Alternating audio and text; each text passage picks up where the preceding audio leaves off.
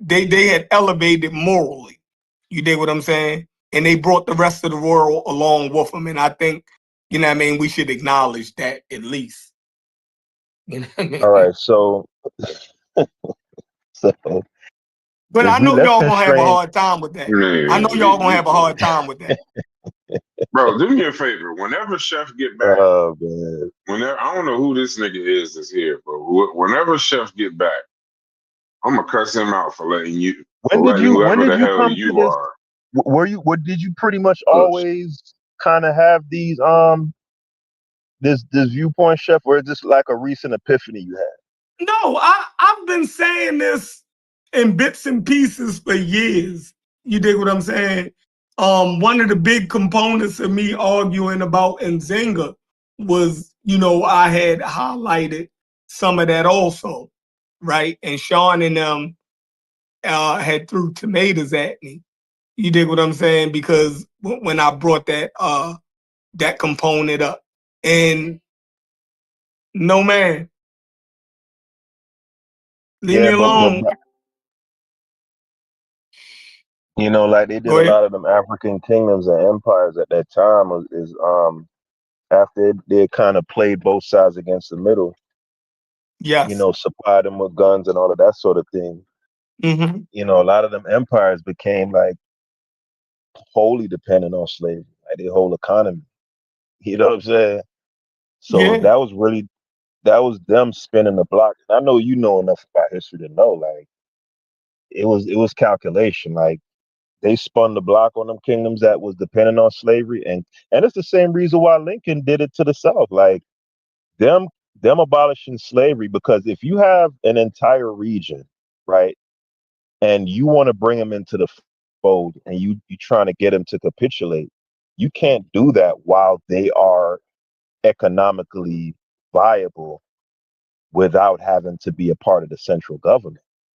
So you got to cut off their means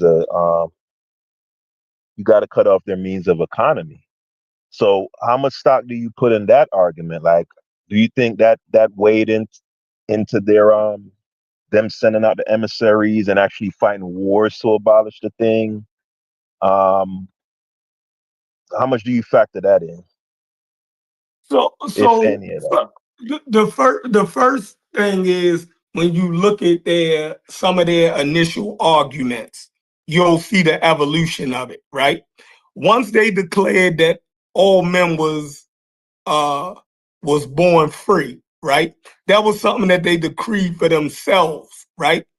Then they started to extend that same thing to themselves. Right? I mean, outwardly, because it became a contradiction almost. They questioned themselves. We can read it. You dig what I'm saying?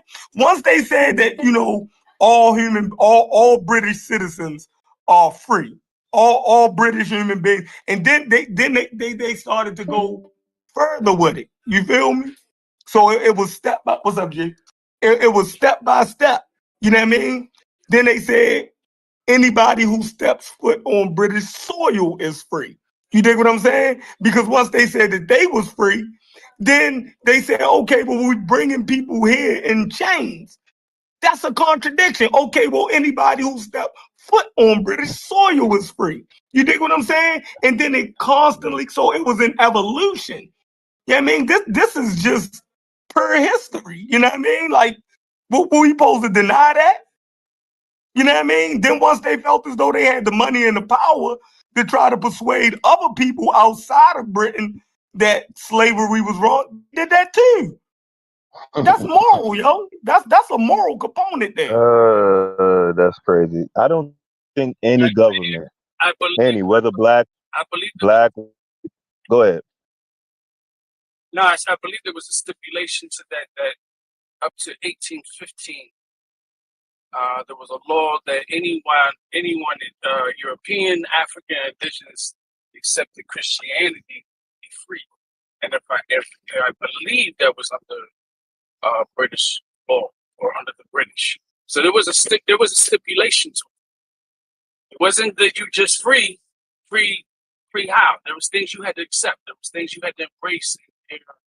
society. I don't believe that was the truth under the British. Probably under somebody who was Catholic. One of the crowns that was under the Catholics, but under the British they were Anglican. I don't think they had broke away from that. But we can check it.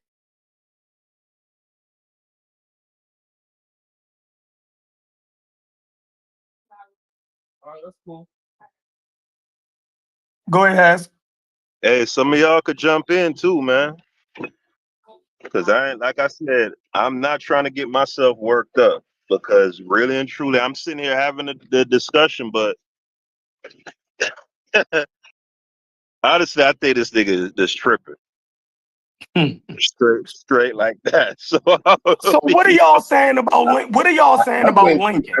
I think it's possible to kill two birds with one stone, right? So you know what I mean? Like, okay, this, it will cripple them, but it's still, crippling them will put us in position to make the move, right? Abolishing the slavery, right, will put us in position to make the strategic move also.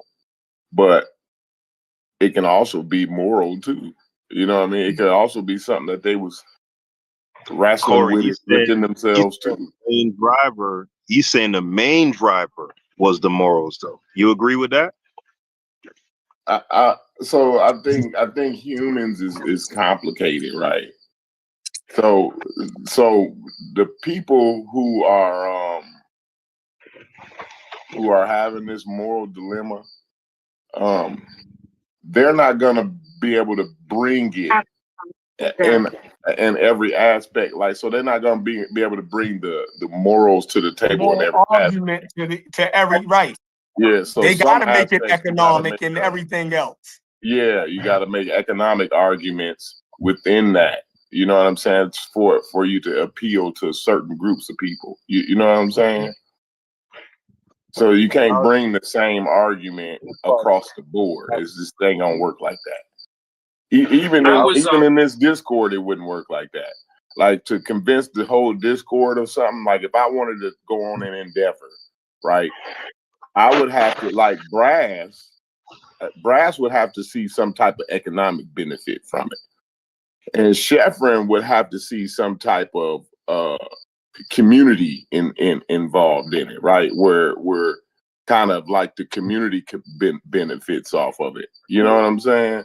So, like, I would have to, my argument, when I get them in different room, get them in the room, I can't bring the same argument that I bring for Sheffrin to Brass. I can't keep bringing the same argument over and over. I got to bring something else to Fetty. I got to show Fetty where the kids is going to start to advance off of it. You know what I mean? So I got to come from that kind of standpoint with Fetty. I would have to show that some type of Pan-African benefit off of it. You know what I mean? So I would have to bring all these different kind of arguments, but the bottom line is I want to do it for my reason. You see what I mean? I was incorrect. It states that under British law, enslaved Africans and Indians cannot gain freedom simply by accepting Christianity. In the 17th century, laws were passed specifically to prevent conversion from becoming a path to freedom, thereby solidifying the institution of slavery on a racial basis. And the idea that Christians could be enslaved was an older European tradition that conflicted with the practice of chattel slavery in the colonies. This led to legal challenges and uncertainty for slave owners who feared losing their property if their slaves were baptized, as chattel slavery became legally established in the British colonies. Yeah, so it was all kinds of wild reasons why they was wrestling with it. You know what I mean? These people was highly religious. You do have to remember that. Like, these people were highly religious. They didn't have, the internet where niggas is challenging Christianity. You know what I mean? Christianity, it was no challenge to it. It was like you didn't. There was nothing else to know. You know what I mean? At some points, you know what I'm saying? So, But shit, the right wing of today is still super religious. Like when I'm listening to yeah, them but talk. they evolve. So the religion evolved with the times. You know what I'm saying? Yeah, but what I'm saying is you got those like your Nick Fuentes, your Ben Mhm. Shapiro's. Well, I don't know if Ben Shapiro's super religious, but I know Richard Spencer, um, the Mhm. Nick Fuentes. Suffice it to say, a lot of them, they'll man, the Bible, they lead with the Bible, Right. right? And 'cause A lot of them, it's a contradictory document. So, you know what I mean? You can use it either way. That's why that's another reason why I don't it helps me not to believe it. But yeah, it's a contradictory document. But it just depends on what parts resonate with you. And you know what I'm saying? Again, like humans they're not going everybody ain't gonna go for the same reason. You know what I'm saying? So it's not everybody not a Christian for the same reason.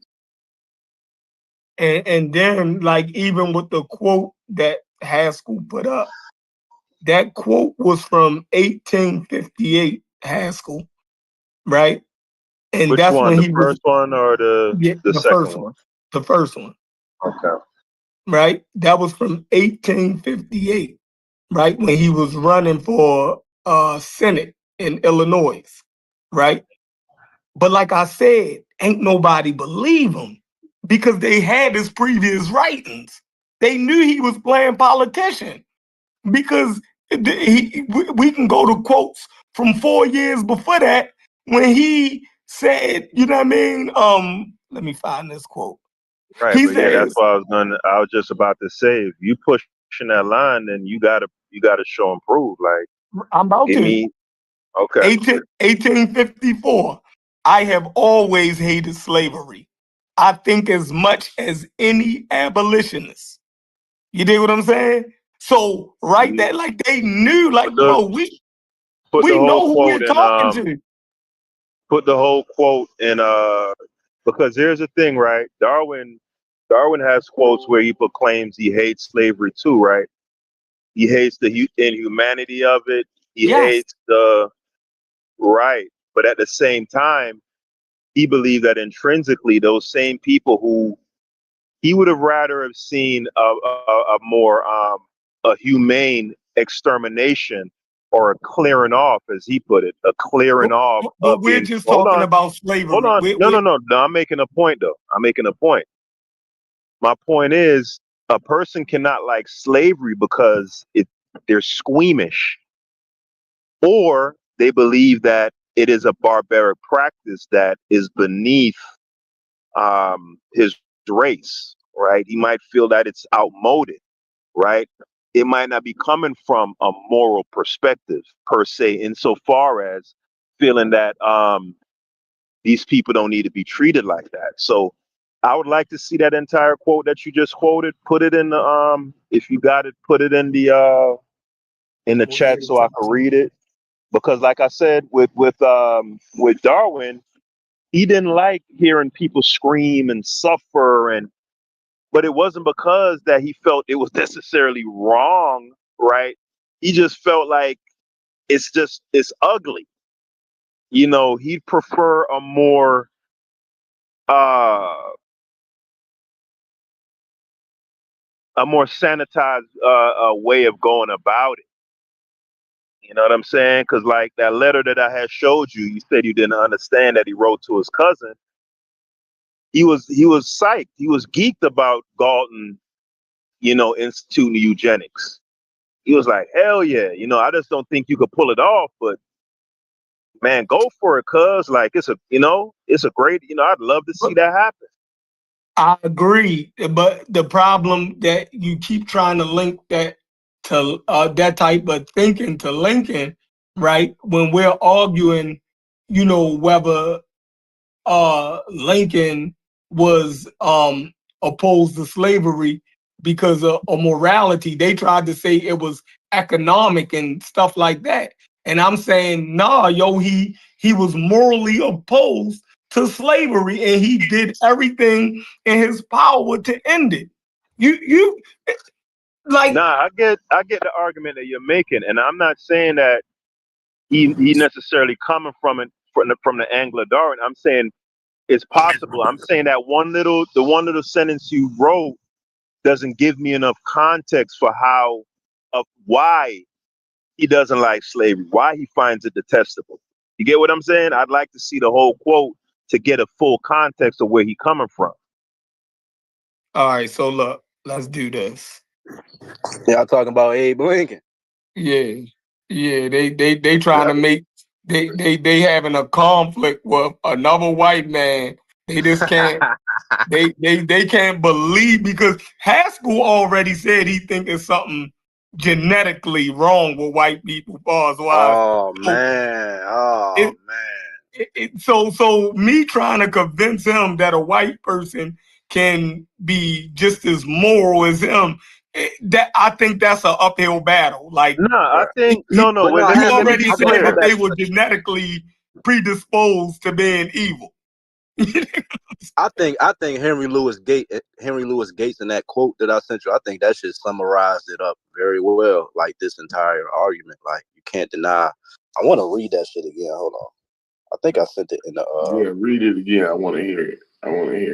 Yeah, Henry Louis Gates kept it on. Eddie, would you? And then, how can you be comfortable with saying it could be something genetically wrong with black folks, but when Haskell says there's something genetically wrong with white folks, then you got contingent. He's made for one, he's making a generalized statement, right? And group data, I keep saying this, group data isn't saying the shit that Haskell is saying. Like, it's two different things. I'm not saying that black people are genetically whatever. I've never said that. Hold on, let me find this on. So you're It says according to Henry Louis Gates Jr., to apply 20th century beliefs and standards to an America of 1858 and declare Abraham Lincoln a racist is a faulty formula that unfairly distorts Lincoln's true role in advancing civil and human rights. By the standards of his time, Lincoln's views on race and equality were progressive and truly changed minds, policy, and most importantly, hearts for years to come. I mean, that's a black historian saying that. Hey, but Fact. I'm a use Chef argument because I love it so much, right? During the time of your Lincolns, you had people like your John Browns. I don't know if they're in the same time, but just generally speaking, who were staunchly and unequivocally opposed to slavery, and they put skin in the game. So the man of the time argument isn't that doesn't dispel him being a racist. It seems all Henry Louis Gates does there is explain why he's racist. You get what I'm right. saying? Not Yeah. really. Elaborate. I know he know it's racism because when he tried to get into his own house, they came and bust him upside his head and took his ass to jail. And he couldn't believe it. He's one of those. Here's the thing, bro. Like, I realize more and more, I gotta stop thinking like I'm better than anybody, because I'm getting to realize like a lot of these people like Henry Louis Gates, they really believe what they believe. They believe that there is some sort of redemption to be had where we're all going to kind of get together. And then when things like what happened to him at his house happened, he's in disbelief because he kept asking the police officers like, yo, you don't know who I am? Right? So, I just starting to realize that a lot of us we're just extremely naive. And He's a historian though. Like what? So what other historian is black? Like who do you want to hear it from? Like, because if it was a white scholar saying that, you'll say he white. But if I show a black historian that's one of the most heralded in America as a black historian, that ain't enough. So what exactly? I don't even know No, what were you saying. He started. The argument is that he Lincoln had the progressive. He's saying compared to the savages of his time, he was not, he's a relatively good person, but nothing that Fetty read there. I'm saying the last couple of sentences he said Haskell to say like he definitely made that change and and inspired people that looked at his formula and what he was doing, that like spearheaded a lot of shit in the future. But I think that's what Chef's overall point is. I may be wrong, but I don't think he's caping for Abraham Lincoln to say, but he's just keeping it in a historical context and looking at the overall picture of it before, after. You know what I mean? Because we had the ability to use hindsight and look at what Lincoln did and how that further. So then, so Fetty, how do we explain to people like John Brown then? If the idea is just like the time is just so, and I know Chef would say, well, he's not a politician, he doesn't have to play the game, blah blah blah blah blah. But you had people of those times who weren't politicians and they were unabashed racists, right?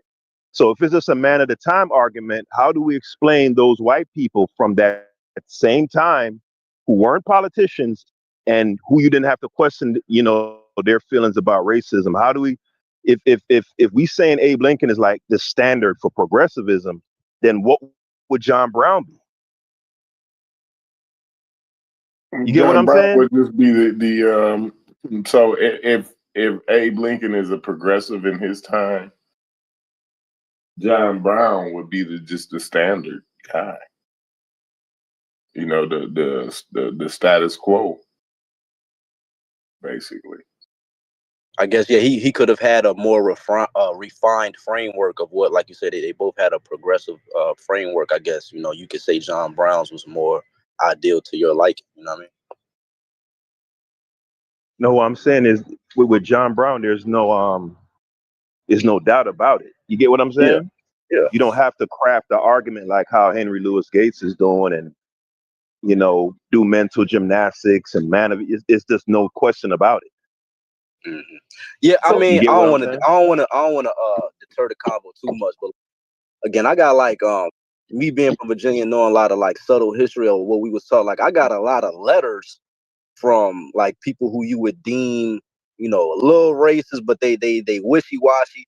They write letters, to like Thomas Jefferson's and certain people saying like, yo, we wild and we need to, adhere to, everybody's created equal and they need a fair opportunity at life and we need to leave them alone. Like, it's a lot of people. So that's what make it tricky. And I don't know who said it the other day. Humans are complex, but like it's a lot of contradiction in there. You know what I'm saying? And I'm not knocking you for bringing up those contradictions, but like I try to look at groups who was going against the grain, and not only the problems they was facing, trying to do that, but just from their own circle of people who look like them, and how much of a, I guess, uphill battle that was. So I see what all y'all saying, but you can't deny that they morally had some reason to say what. Like, you can't say it didn't have zero. I mean,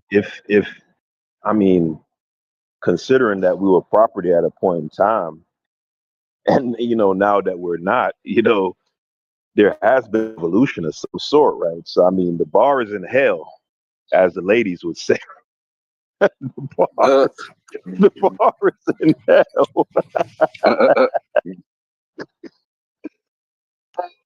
It's a low bar. Unfortunately, at that time, yeah, the bar pretty much was in hell. Yeah. So that's what I'm saying. If you're gonna bring up shit like the Underground Railroad, you gotta acknowledge there was some white people that helped along that way when those people went to the north and got them free. That's all I'm saying. Like, no doubt. No doubt about it. And none did more than Lincoln. So if you can acknowledge that there was a moral component for people in the Underground Railroad, then I mean, if soon as Lincoln took the office of presidency, right, the South didn't vote for him. Soon as he won, they said, yo, we out of this bitch, yo. Y'all done motherfucking elected a rabid abolitionist. We gotta start our own country, because this nigga is trying to end slavery. And he said, no. Y'all can have y'all slaves. You feel me? Like, I ain't trying to break up the union, but they already knew what it was. He couldn't get them with that Haskell. You feel me? And then everything he did after that shows that he was against slavery. Remember, even when people attacked the Emancipation Proclamation, In this argument, if this goes on, I guarantee you the Emancipation Proclamation gets attacked. But I already got a counter for it. You feel me? Already got a counter for that. You know what I mean? Matter of fact, I'm gonna give y'all all my cards. If he wasn't trying to end slavery, then the motherfucking Emancipation Proclamation was bullshit, like y'all say. And then why was he for pushing for the 13th Amendment? If the Emancipation Proclamation was just some bullshit, then he was a staunch advocate for the 13th Amendment. He argued for it, you know what I mean? Like constantly. Before he died, like, yo, we gotta do this, man. We gotta do the fucking 13th Amendment. We gotta abolish slavery altogether. I did everything I can do, and he said, Congress, this is your job. And he laid out why, y'all gotta pass this. We gotta end slavery, not just for the South, but for the whole country. Did you put the quote in the chat? The one you had quoted from? Hold on, let me get it. I'm gonna give the source, and you just go read whatever you need to out of that whole. Just put the source in the chat. Yeah, so I mean, what else? You trying to get whether he was racist or not? Don't give a shit. You feel me? Everybody had. I'm a little racist, probably. You feel me? Right. I think you can push for something and still be pro whatever. Like, obviously, you know, Lincoln was probably pro-white, I guess. But within him being pro-white, he could still acknowledge certain wild shit that was taking place. I mean, two things can be. And I don't expect any white person during that time not to be pro-white. Yeah, but like then that would kill at some nucleus of who they are. They're gonna be proud of their ancestry, their forefathers. Like that's why I try to take myself out my shoes sometimes, especially with history, and look at why certain people even had the original mindset they had to begin with. All that shit interplay. Yeah, Lincoln's statements. I mean, we could.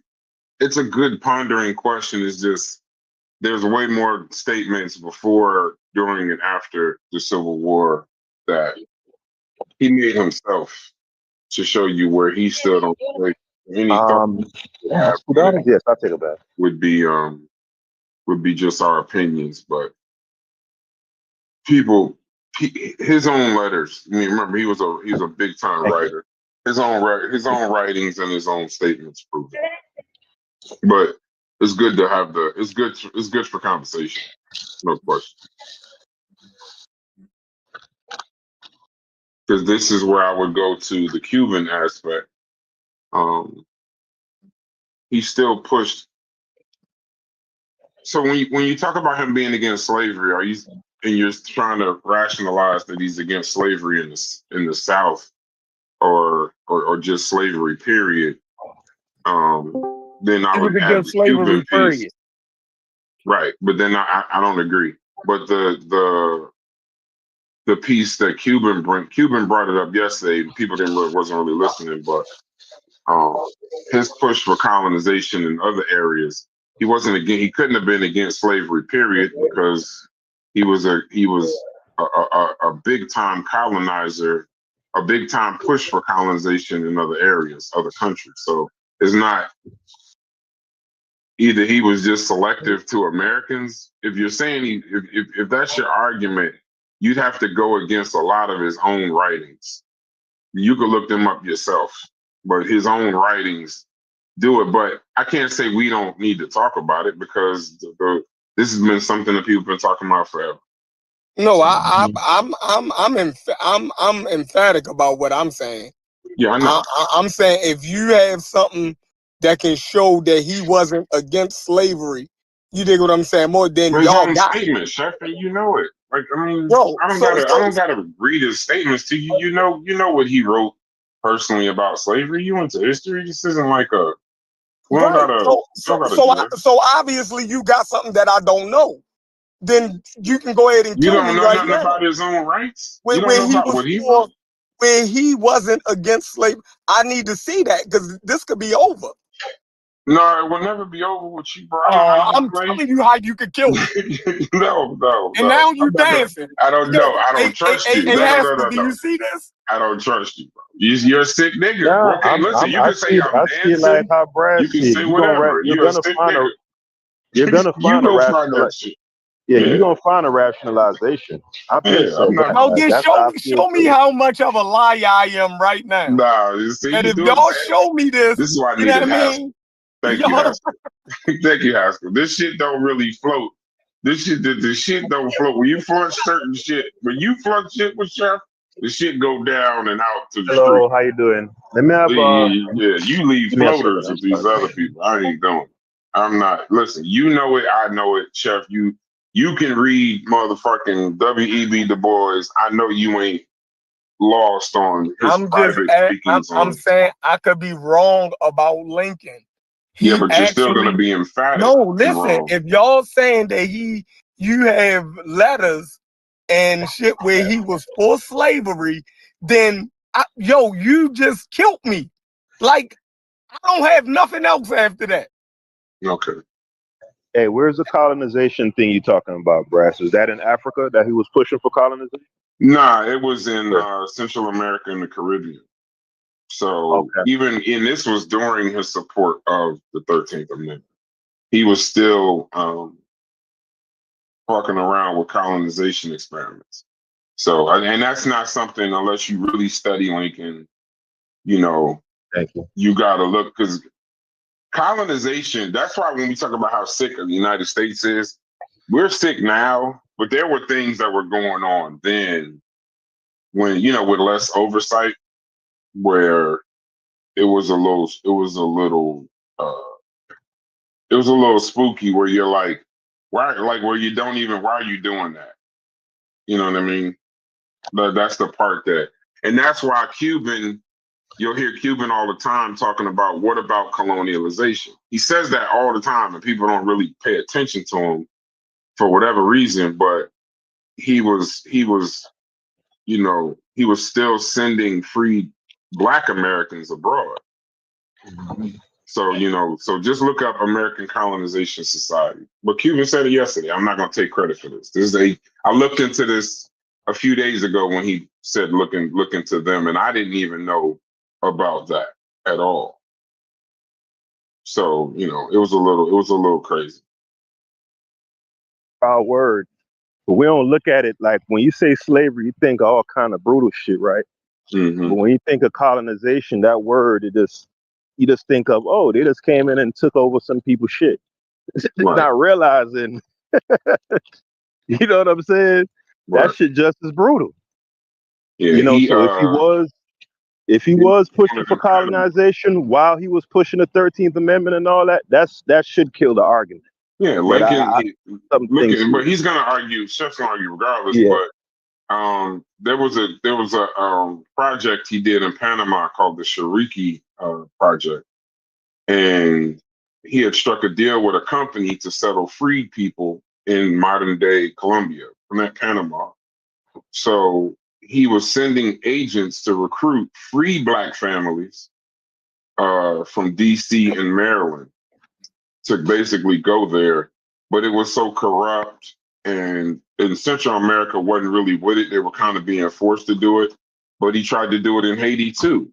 He was trying to he removed like maybe 400 or 500 free people he was trying to move them to an island off Haiti to establish That's right. I forgot about that. Wasn't he pushing to send people to wasn't he the first one like really pushing? Yeah, he was like one of the first people pushing the idea to solve the Negro problem. Yeah, let's get these niggas over here, ship them. Yeah, I forgot about that part too. It was to establish a cotton colony. So what that would? It was a cotton Yeah. colony. It's over with. Yeah, it's over. And the reason I had heard about it before, because even Frederick Douglass at the time was saying that, he was. If you look at his writings, he had kind of cooled on he had kind of cooled off on Abraham Lincoln as this great emancipator. He at first he said that he exact opposite of what Chef is saying, that he lacked a moral hatred of slavery. That's what this is Frederick Douglass at the time, saying that he lacked a moral hatred of slavery. But then after the 13th Amendment, he did give Lincoln credit, but even he then in his own writing stated that that it was basically the necessities of the nation. So it wasn't like some kind of moral thing. This was then. So, and then you go to Nicholas and Hay, his secretaries, and even they admitted themselves that he was just preserving the Union, and that slavery was just incompatible with the goal. It's just you can't, and there's no way really we're going to be able to save the Union. These are the people close to him. So like sometimes when we have these conversations, we can have all the thoughts we want, but use the man's own words, use the people that were around him, use important people at the time. And those people at the time say, different, but they don't say he was terrible, and that's where you get into the Chef argument where I can't argue with him. Sometimes we have the conversations of what's normal now wasn't normal then. So you look at something as hater. That's why when you put up the Skip Gates thing, or somebody put up something about Skip Gates, he has the right to his opinion, but he's a historian. So I don't care about white, black historians. I'm looking for accuracy. So, in driver's seat. I don't want to fuck up the conversation. He might be racist by our standards, but I would say he was more conservative and progressive. But you ain't fuck it up. I think you ended it, but something tells me Chef gonna come like the Undertaker, dog. He's gonna fight. He's gonna fight. He's gonna fight. That's the thing that he I think that he I don't think Lincoln ever embraced any kind of equality, but I don't know. I don't know. But if y'all could find something, but in 1858, he said himself, "I am not, nor ever have been, in favor of bringing about in any way the social and political equality of the white and black races. I, as much as any other man, am in favor of having the superior position assigned to the white race." Yeah, I put that in the chat in the Discord. That's in the Lincoln Douglas debates. Chef said he was just making it juicy for him. You know how them niggas be snitching, and I was just making it juicy for him. He told black leaders in 4 years after that, it's better for us to be separated. That's when he was doing his colonization efforts. And then also, if you read his book, and I don't know if anybody read it, Chef probably did, he used the word nigga in private and in political circles. Like, he wasn't some kind of like different motherfucker. I think how Chef will counter that though, Brass, is not so much denying his racism, but the fact that he was against slavery. He could still kind of argue that still represents an evolution.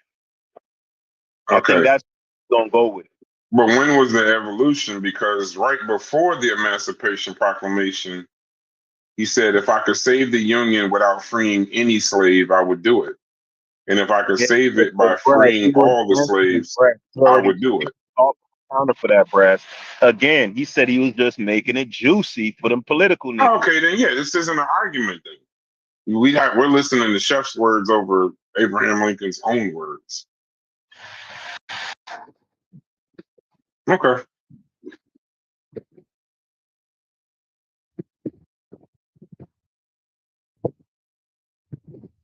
I'm still waiting for them letters about him being for slavery. I'm not listening to all of that nonsense.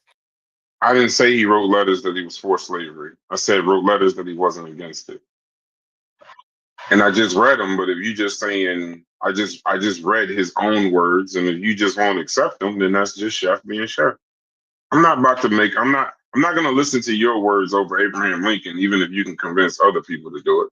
Yeah, Brass, he thinks that was a speech, but I was telling him that was a letter. It's a No, private those were correspondence. letters. That was a letter to Horace Greeley. Yeah, that was a letter to Horace Greeley. Literally, it's about as white supremacist as that's as much as any. If I could save the Union, this is August 22nd, 1862. If I could save the Union without freeing any slave, I would do it. And if I could save it by freeing all the slaves, I would do it.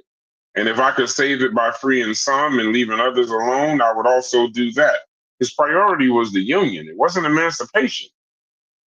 If he could have done it without, these are his words. If he could have done it without freeing slaves, the slaves wasn't the concern. The concern was the Union. So he didn't give a fuck if slaves were free or not. That's a letter. That's not that. And when we talk about the Emancipation Proclamation, he freed the slaves in the Confederate States, not the borders. He didn't give a fuck. It was a war measure. So, but if y'all, like I said, y'all can listen to Chef, that's fine. It's good for conversation, but I'm not gonna listen to anybody in 2025 over him. Those are his words and his actions with colonization. Why, if he was against slavery, then why are you trying to send freed black people to Haiti to pick cotton? Shit don't even make sense. So y'all have at it though. It'll be an interesting conversation, but I'm gonna listen to Frederick Douglass and Abraham Lincoln's own words. I think you killed it, Brass. I think we could move on to something else now. Like, it's over with. I don't know if Chef gonna bend the knee or not, but I think it's over. You know that with nigga ain't gonna bend the knee. It ain't in him to do it. I'm not listening. We already done went over that.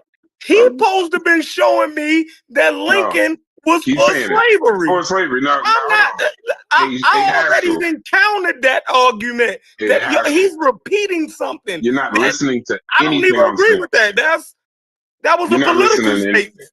You're not listening to anything. So if you ain't gonna that, listen, it's not even a conversation. Chef, the fact that was a letter, personal correspondence, and not a speech, does that change anything for you? Because No. you argued it was just a political ploy. He had to do that, right? But now that you know that it's not a speech, it was not a public proclamation. Does that change the anything for you? No. No, I got to hear it from him because he made a good argument, right? If this was like in front of the Senate or something, and he kind of doing a juggling act, I could see where he coming from with it. But the fact that it's a private letter, that kind of, it takes the strength out of that argument. So I want to hear from Chef himself, now that he knows that was a private correspondence between him and a colleague, if that affects, his position any at all. Where you at, Chef? He's on mute. I think you cutting hair today, Chef? Of course. No, yeah. No, he laying concrete. Yeah. this line. This nigga's crazy. Yeah, man, I don't know. Nobody else gonna jump in. Like, it's like 10 people on you. I'm about to say, what's the conversation? I just hopped in here. That Lincoln was the when Corey said there was white people sprinkling freedom all across the world, Lincoln was the original Santa Claus, essentially.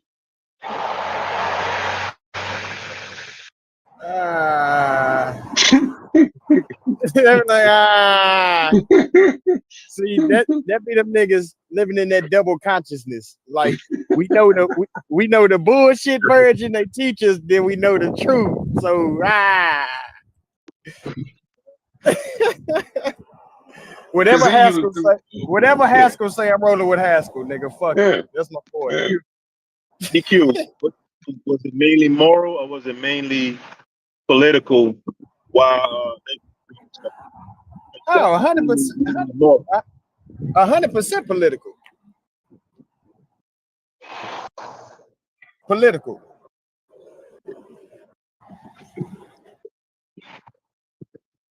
I think Chef's saying it's like 80% morals, 20% political, according to Chef. Chef crazy as hell, dog. Well, Chef does that purposely. I told y'all that nigga is willfully obtuse. I don't know. He's doing a good job because he sounds sincere. He sounds like he really, like he sincerely believed that. So he got me. But that's the beauty of it. You fell for his fucking trap. That nigga Chef know that shit about money. That's why Chef is in there giving a Jewish taper fade right now for money. Right now. It's about money.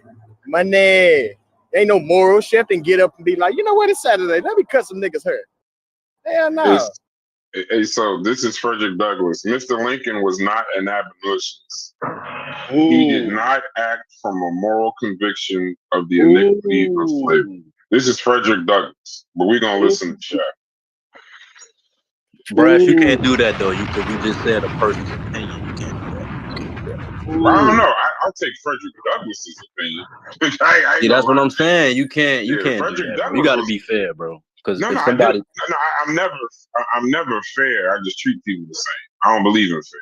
But okay, I would say, okay, I would say, okay, all right. no. I'm just saying, when we're talking about Skip Gates and Frederick Douglass, at least He's Frederick a modern Douglass. historian that has the Right. you don't think he has more context than? No, he couldn't have more context because Frederick Douglass was there. I'm saying as a modern day historian. Okay. No, I'm saying Frederick Douglass was there. No one could possibly have more context. There's no one now studying that time would have more context, bro. Like I'm saying, go back to the quote. I'm saying he's able because Frederick Douglass isn't alive now to see how a lot of those precursors evolved into what we see now, bro. That's what I'm saying. No, I'm not rejecting what you're saying. I don't want you to think I'm rejecting it. I'm just saying, as far as context and stature, I would listen to Frederick Douglass in the moment, at the time, more than I would listen to. You're kind of contradicting what you're saying because you just said you don't care about a person's opinion, but you just use somebody's opinion and try to use that. I don't think that's his opinion. I think that's a statement. You think that's I don't. That is not opinion.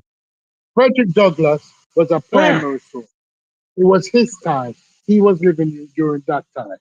So therefore, we can use Frederick Douglass' argument and Frederick Douglass' work because we use it in every other. We use primary sources in every other semblance when we discuss history. Right? We use primary sources, and Frederick Douglass is a primary of his time. He had interaction with men who had interaction with Lincoln. So Frederick Douglass make a comment, it has to be taken more seriously than Skipgate, because Skipgate is not primary.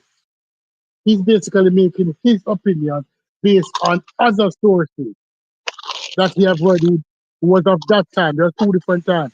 Frederick Douglass can make that statement. You can make a statement about Charlie Kirk now based on the YouTube videos that you see. Would that be an opinion that is not valid? When you witness a man word from his mouth? No. So you have to Frederick Douglass words will have a lot of weight to them. Do you have to believe it? No. But you cannot say it don't have any weight. And you can't compare it to other people who wasn't there. Opinion to say their opinion is equally as weighted as Frederick Douglass' opinion. Yeah. Hey, Stu Pease, it says Douglass was there. He says, you're right to trust Frederick Douglass's words over a modern interpreter like Skip Gates Jr. Douglass was there. He spoke to Lincoln. He debated. I'm saying you defeat, bro. That you're not even addressing my point. I don't even know if I I'm saying okay, bro. All right. So, all right, so therefore, he spoke to Lincoln. He debated him in print. Because I wanted to get away from the fact that your original premise was that you don't want to use anybody's opinion. Is it eating you up that I'm talking? Is it bothering you that I'm talking? Just let me finish my sentence. I think you just be playing the semantics game a lot. I don't know, but just say whatever you want. Go ahead, bro. Go ahead. All right. So I thought that it would be just because he was there, Stu Pease, because then that would make more sense, right? If he's just in the area writing about Lincoln, then okay. No. But if he was, it says he spoke to Lincoln, debated him in print and in person, wrote about him extensively. His testimony is a primary source. It says that's what I said. Early in the war. Yeah, But yeah, because he did change. again, he wasn't able to track and Damn. progress. I thought you was done, bro. No, I thought I'm we was not having a done. One second. dialogue. Yeah, another No, one nigga was second. talking. Like, what the No, fuck? one second. Because I said Stu P's name. Give me a second. So it says, because I'm trying to also expound on Chef's point. Chef is correct that Douglas had changed on Lincoln over time. It says he started off thinking that he was cautious, compromising, and unwilling to strike slavery directly. So when he said he's not an abolitionist and he did not act from a moral, that he viewed Douglas, he lacked a moral commitment. During emancipation, though, like Chef said, he recognized that Lincoln used emancipation more as a military tactic. The proclamation itself was not a declaration of equality, it was a war measure. So that he freed enslaved people in areas he didn't control, the Confederacy, while leaving slavery untouched in border states that were loyal to the Union still. And then after Lincoln's death, Douglas softened. That measured by the sentiment of his country, Abraham Lincoln was swift, radical, and determined.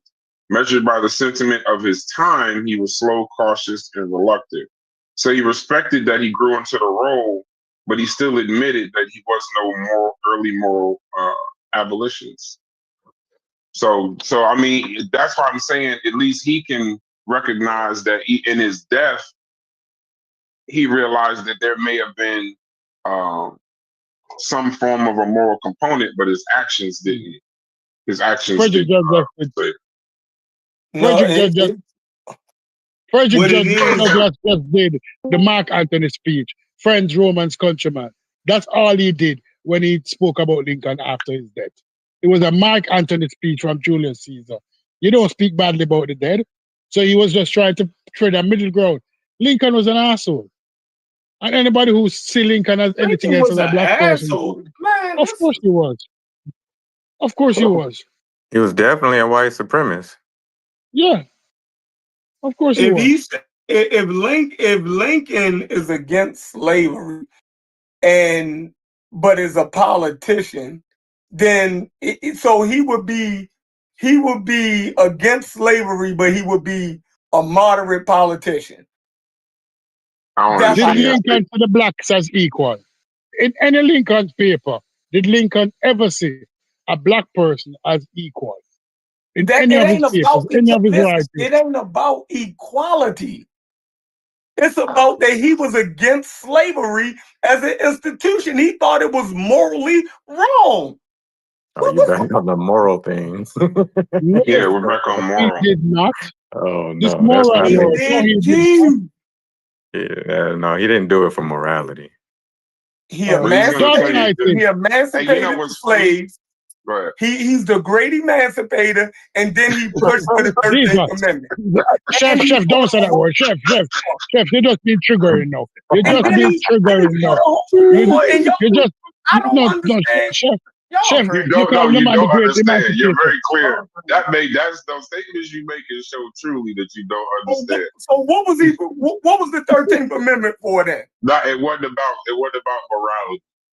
It wasn't it's the man. Oh my God. Wait, hey, Chef, hold on. Are you familiar with the Corwin Amendment? The Corwin, you ever heard of it? The who? The Corwin, Corwin Amendment. No. You ever heard of it? You've heard of it, you probably don't know. Remember the what's the name where they were talking about, I had to look it up to get the actual name, but the amendment, there was a guy during that time after Lincoln's address in the 1860s, whatever, and he was talking about making slavery permanent. That they wanted to add to that they wanted to propose to the Constitution that this is before the Civil War, that slavery would be permanent forever, essentially, in the states that already had it. Even Lincoln said, I wanted to go back and see if he objected to it. He said, holding such a provision to now be implied constitutional law, I have no objection to it being made express and irrevocable. There was a time that if he would accept slavery being permanent forever if it saved the Union. But you gonna say that's bullshit though, right? So tell me how that's bullshit. This is a person who didn't mind slavery being he could permanent. have went back if he felt that way. Then he could have said, "Okay, the union, y'all come back into the union, and y'all can have y'all slavery up until this point." He didn't. He ended slavery for the whole. He advocated ending slavery for the whole country. You just glanced over what I just said to you. Because I'm not gonna get caught up in y'all minutia. Anyway, The Corwin Amendment, you saying that he didn't mind slavery being permanent is minutia? Direct quote. If slavery is not wrong, nothing else is wrong. God. I cannot remember when I did not think and feel like that. That's Lincoln. What that letter was to who again that y'all said? Who was that letter to? If you're not going to accept nobody else's sources, we're not having a conversation. This ain't a conversation, Chef. I'm asking this ain't a conversation. You're not accepting anybody's sources, Chef. You're not accepting anything from anybody else. Niggas off, Brad. You're right, Freddy. I'm done. I let y'all get it all out. I thought I did. If y'all not finished. But you're not addressing what I just said. Bro, because you're trying to derail my point. I'm not trying to derail your point. I thought I had already, you jumped off, right? I thought I had already addressed most of the shit that you came back in and reiterate. That's why I haven't said nothing. But nobody has brought up the fact that nobody in here brought up the fact that he was I'm not even talking about that. I'm not, listen, I can only deal with what I'm working. I can only deal with what I can deal with. You're right. You're right about that. Go ahead. You came back in and went back through what I had already thought I had counted. You dig what I'm saying? You came back and reiterated it, and Hansel was like, "Oh yeah, you killed it." Like what? We already done went through that before he got on. That'd be the crazy part about it. You know what I mean? So, but anyway, what was the letter? Give me a second, little buddy. What was y'all saying? It was from a letter to who? That first statement that Haskell had posted. You said it was a letter to somebody. Haskell. Eden, I gotta look. That wasn't a letter. That was a link. That was a debate between Lincoln and Stephen Douglas. That's where they get Lincoln Douglas debate from. That letter, that debate that they had. Oh, that quote. So what did y'all say? It was a quote from a direct quote from a letter, and it wasn't a political statement. That was the Horace Greeley. Having the superior position assigned to whites thing. That second quote, that was a letter.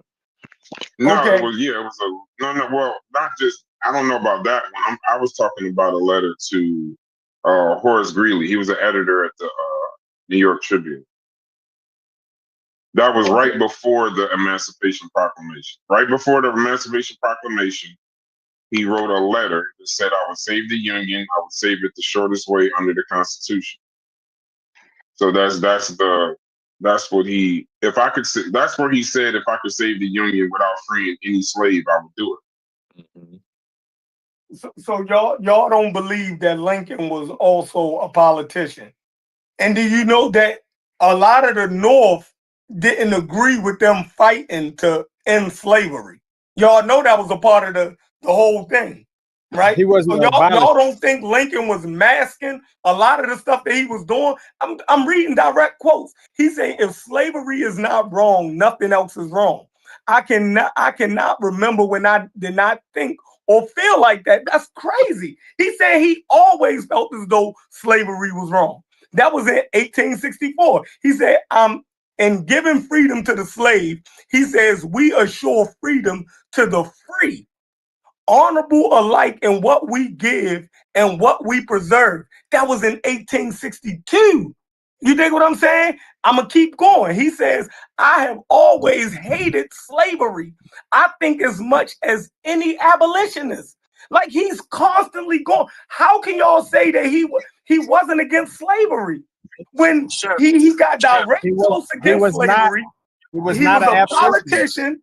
He was a politician, and then he did everything to end the institution of slavery. So let him finish. Just let him finish. All right, so If So that same letter that was to Albert Hodges in 1864, and that's the collected works, right? So it says he always thought slavery was wrong, but in the same breath, because you just read a quote from the letter, but you didn't read the whole thing. He didn't see it as his job as president to act on the belief. His duty was to preserve the Constitution and the Union, which means his morality did not override his public policy. And the reason why it's not a bombshell is because before and after that, he supported an amendment that would have made slavery permanent. Now, I know we wouldn't act like that's minutia, but he supported, I'm going to say it slowly, he supported an amendment to make anywhere where slavery already was permanent and irrevocable as an amendment to the Constitution. He wrote to Greeley before that letter that if he could save the Union without freeing any slaves, he would. He then, in 1863, was trying to send fuck slavery right now, what we talking about. He had a project, a colonization project, to send freed Black people to Haiti to pick cotton. There were multiple colonization projects where he was trying to take freed African Americans at the time because he was trying to get them out of the United States.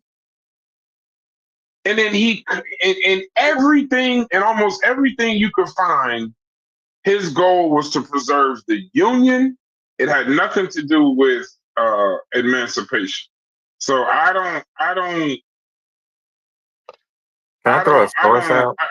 would be very conflicted. I don't understand the point, but if we only got if we got to accept only the quotes and it's really just your view. Because now, like I said, I'm not accepting Chef's view on this over Frederick Douglass at the time. I'm not doing it. Y'all can have at it. I'm not doing that. This is a flawed conversation. I dropped the book. I dropped the. Oh, my bad. Do you think? No, go ahead, DQ. No, I was about to say I dropped the book source in the chat. Y'all can see Lerone Bennett Jr. It's called Forced into Glory. Abraham Lincoln's White Dream.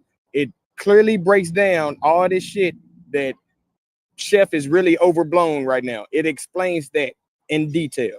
I can drop some more into it, but I'm going ahead and build, Mel. Oh, that's exact. Thank you, DQ, because that's the direction I was going. I was going to ask, can I throw a source out to explore this deeper and to go into the minutia and go into the specificity of Lincoln as a politician, because Chef is absolutely correct. He was a politician.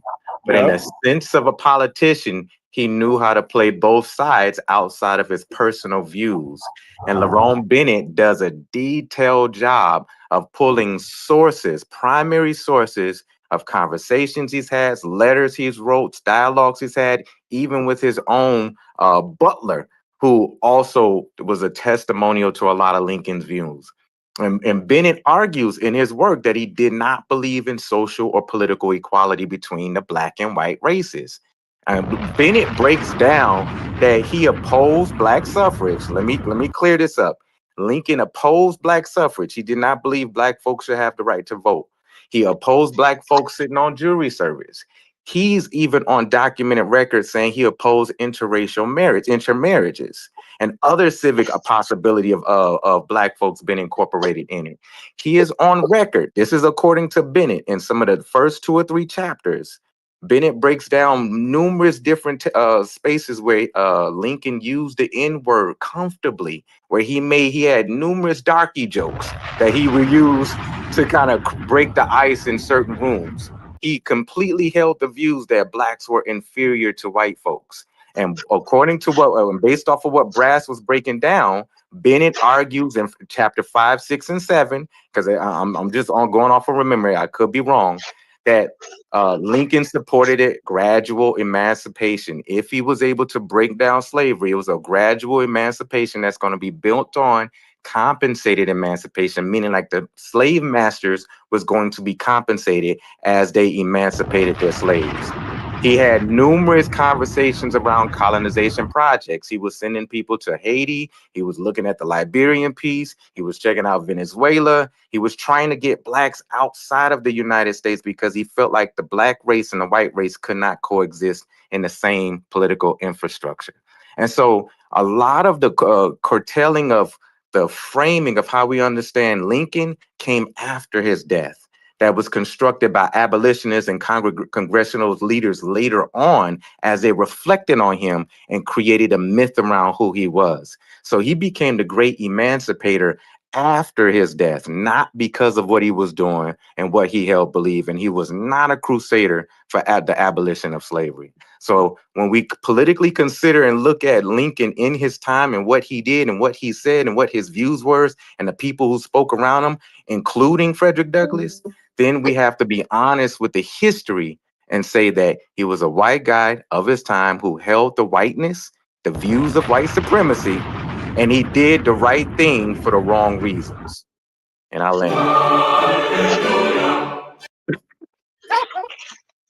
Y'all should have never let me figure out this motherfucking soundboard. Boy.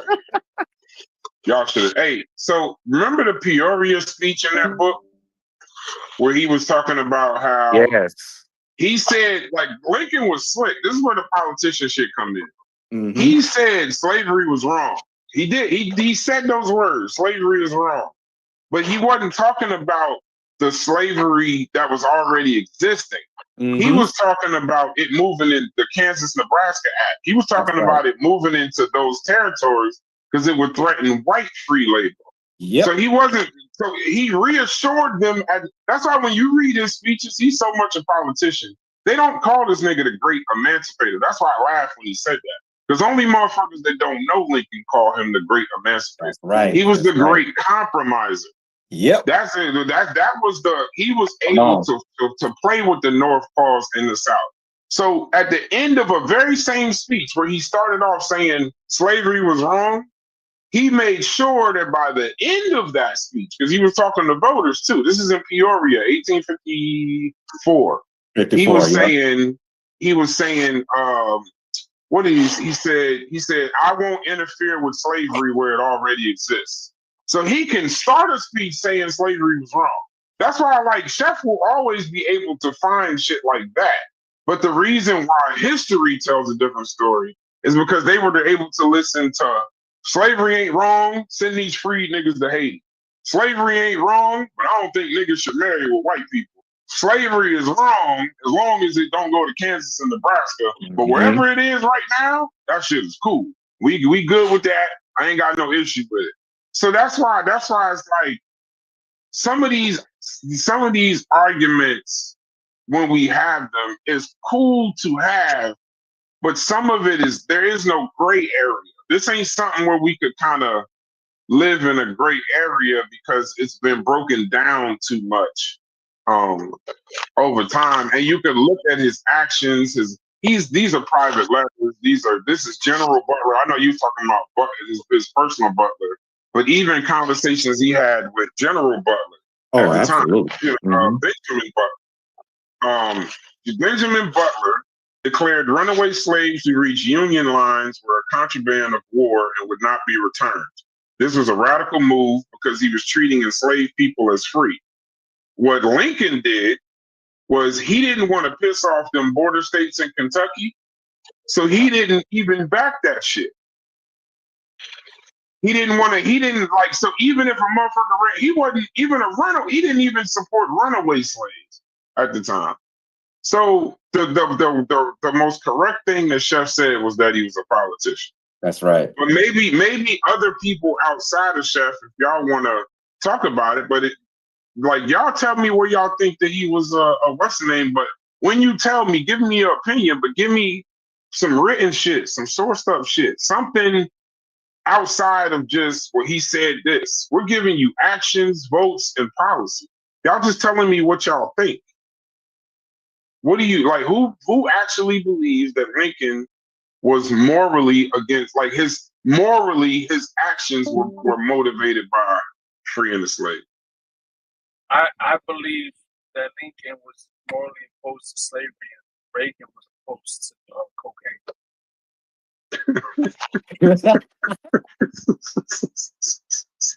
Just say no. Even funny than a motherfucker. Let's do business with Bush, Oliver North, the Iranians, Manuel Noriega. Just say no. You know, this guy wasn't against. He could give two fucks. Where am I at? Eddie left, Chef left. So where's the link? I want the people to I'd like to talk to them, not just Chef. Chef could morally feel his point is right, but where's the other people? Because all I keep hearing is he said slavery was wrong. None of his actions prove none of them statements. None of it. Even Skip Gates. I'm not listening to Skip Gates over Frederick Douglass. I'm just not doing it. Frederick Douglass knew the man, talked to the man, debated the man. I'm not listening to that. Maybe Skip Gates on Egypt, not this. I'm only giving my opinion off of the limited history that I know and what you guys have just read. So that's all I'm going on, right? And I think politician is where you end it. I don't see anything morally like he just sounds like a fucking good politician. You know, the great compromise, I've heard that before when it comes to Lincoln. Yeah, that's what he was. Like you know, if you were to look at him not as a politician, he'd be all over the place like bird shit. But the fact that he's a politician, like he says what he needs to say to at the time. That's just what it sounds like to me. That's just my opinion. Just my opinion. I don't believe this nigga was going out and freeing nobody for no moral nothing. Nah, I don't. Because your actions speak louder than words. You can say all the fuck you want, whatever the fuck you want, but if you're keeping it in border states and you know you push for it to be permanent, sending niggas the fucking out. Yeah, get the fuck out of here. I wish Chef was still on here. Like I don't know. No, he'll have it. I mean, when you look at the man, you kind of got to look at what he do when you talk about this. With him, he had freed black servants in the White House. Like this is he was pushing colonization, but like what was the guy's name? What was his fucking name? He was his valet, but he wasn't. They call him his butler, but it was valet at the time. I forgot his name, but in that book, Forced into Glory, that was one of the other points that LeBron Bennett pushed. That was the only book I've read Lincoln's biography.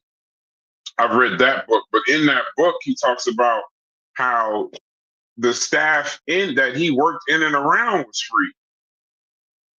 But he would say that they could never be equal. The fucking staff, the closest people to him, Mary Todd, his wife, the closest people to them was freed black people. So it was, I don't know.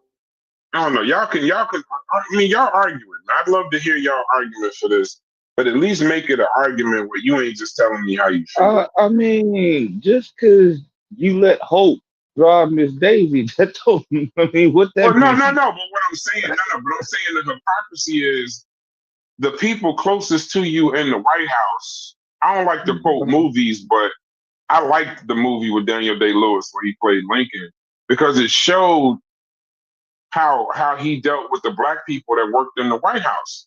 But publicly, he wasn't showing that same support. So that shows he was a lot of things to, you know what I'm saying? Like he was a lot of things to a lot of people. So it was weird. It was just weird. But I don't get that. People don't really still use the great emancipator part the Chef was talking about.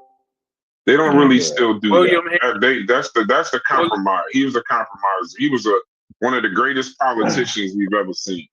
William Johnson. And it seems and as Josh said, it seems was to it be Slade or given to him posthumously. Johnson.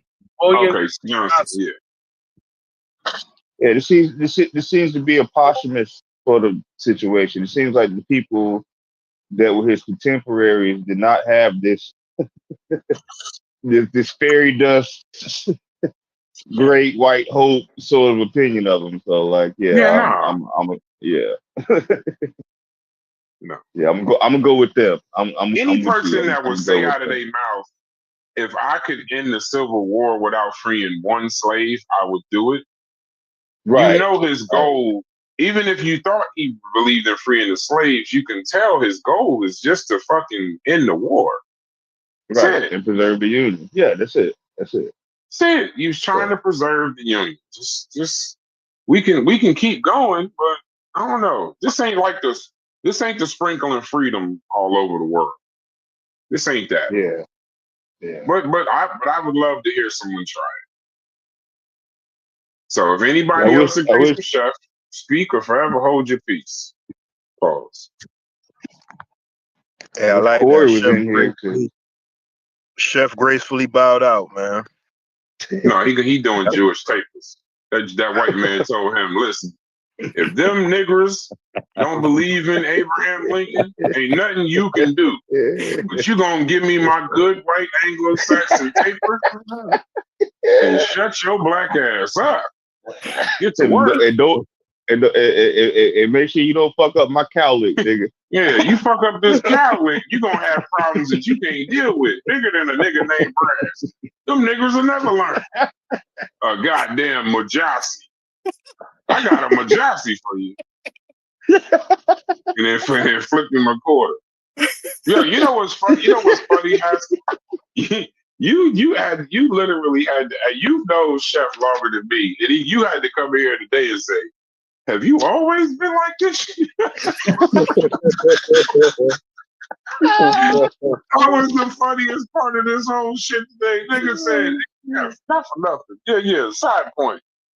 Have you always carried these feelings on the inside of yourself? Like, have you always been struggling with this? It's crazy. It's crazy, bro. I'm happy to see where it goes. But the funny thing is, I'm still trying. Where's the support? If it's a valid argument, okay, cool. Where's the support? Who else feels like this? Nobody? Well, where's Concrete Corey at? Concrete Corey with the shit. You kept cutting Fetty off, Brass. I did? Oh, my yeah. bad. I mute my mic. I apologize. He's right, though. I will cut a motherfucker off and then complain about somebody cutting me off. I'm a hypocrite in that. I ain't gonna lie to you. I will definitely. Yeah. What I appreciate about what Chef is doing is he's allowing us to see an abstract angle of an argument that we need to always flesh out and have conversations about. We need Chef to continue to explore this direction that he's going in, because it's creating not only good conversation, but is seeing how far can the Black psychology go to justify an angle that just doesn't have any foundation. We need that. We need Chef to continue doing what he's doing. It's important. It's really important.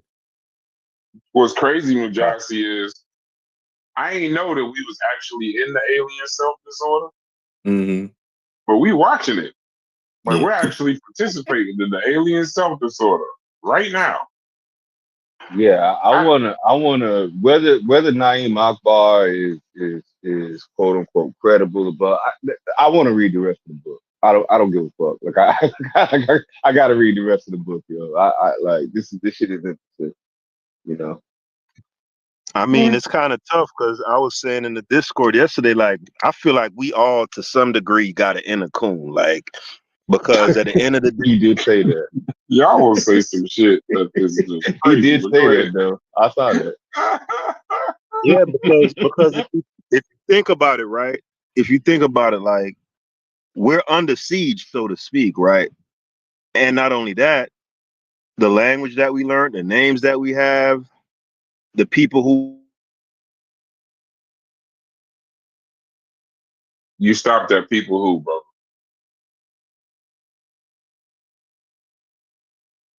I think before he come back or while he's figuring out his connection, Mujasi, I think there's another reason why these conversations are actually good, but it's a little bit more nuanced to me.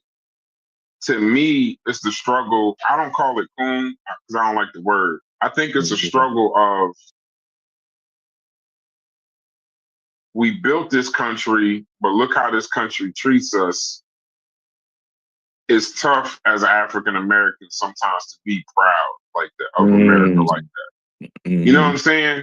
It's like it's the you know, it's the I guess it's the not the two-ness, I wouldn't say, but it's just like it's like damn, like yeah, the Emancipation Proclamation was great, but why, you know, why only the states you don't, you know, like why only them? If it's really to like solve the slavery problem, just emancipate everyone. Right. Not just the states you don't control, like emancipate everybody. Right. When you saying slavery is wrong, if you start your speech, slavery is wrong, but then you end your speech with, but I'm gonna preserve it wherever it already exists. Right. It's like, damn, it's like shit. It's once again, it's the same analogy I had from the other day. I'm not gonna change. You kick me in the stomach, and then when you stop kicking me in the stomach, I say thank you for stop hitting me in the stomach, but you're kicking me in my knee now. Hey, I got a question for you, Majasi. Yes, sir. So the moral part of it, right? Even when you hear him say slavery is wrong and this, that, and that, do you think he's being 100% genuine, or do you think it's a response to the rebellions that were happening, some of the political atmosphere at the time? You know, there were people who were against the shit. You know, do you think it was genuine? Because again, his actions didn't quite speak to it. So even when I hear anything that they present to me as moral, I'm even questioning it, if that makes sense, dude. So do you think that he genuinely in any way didn't believe in slavery? Like, or do you think it was just kind of all bullshit? You know, it's hard for me to answer that question because the little bit that I've read about Lincoln, you know, he's very similar to how Thomas Jefferson wrestled with slavery and wrestled with the system and the institution and how much he participated. Like white folks in political and electorate positions at that time did have some conflictions. Some of them, not all of them. Okay. Some of them were very staunch. Like, look, this is how the world should be. This is how our economy and politics should be. But there was some of them in their darkest hours journaled some conflictions that they were having as they, you know, pondered on the existentiality of themselves and the world and America and slavery. And some of them did have, you know, according to some like, very private sources, they had some conflictions.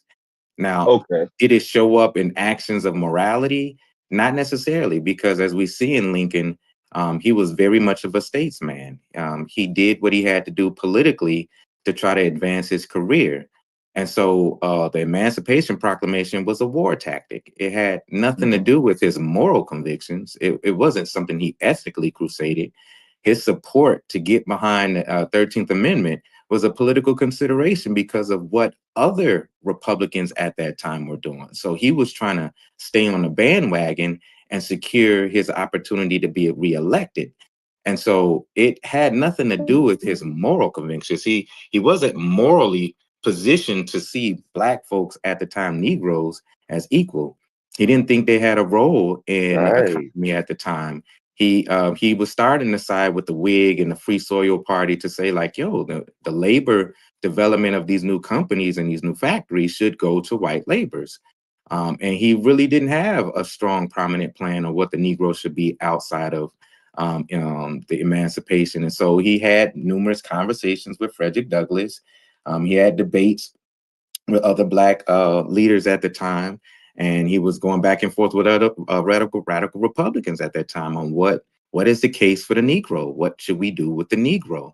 And so he himself was not moved and propelled by some moral sense. We don't see that evident in his writings and some of his speeches. We see reflections, and that's the piece that my brother Chef is trying to elevate, that he had reflections, but it wasn't convictions, and they're different. You know, it wasn't something that it moved anything that he did in politics.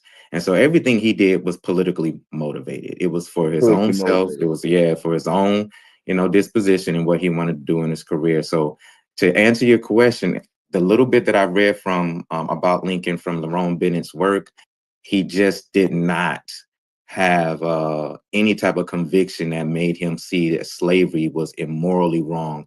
And I'm going to make my political stance here to change the material conditions of Black folks at that time.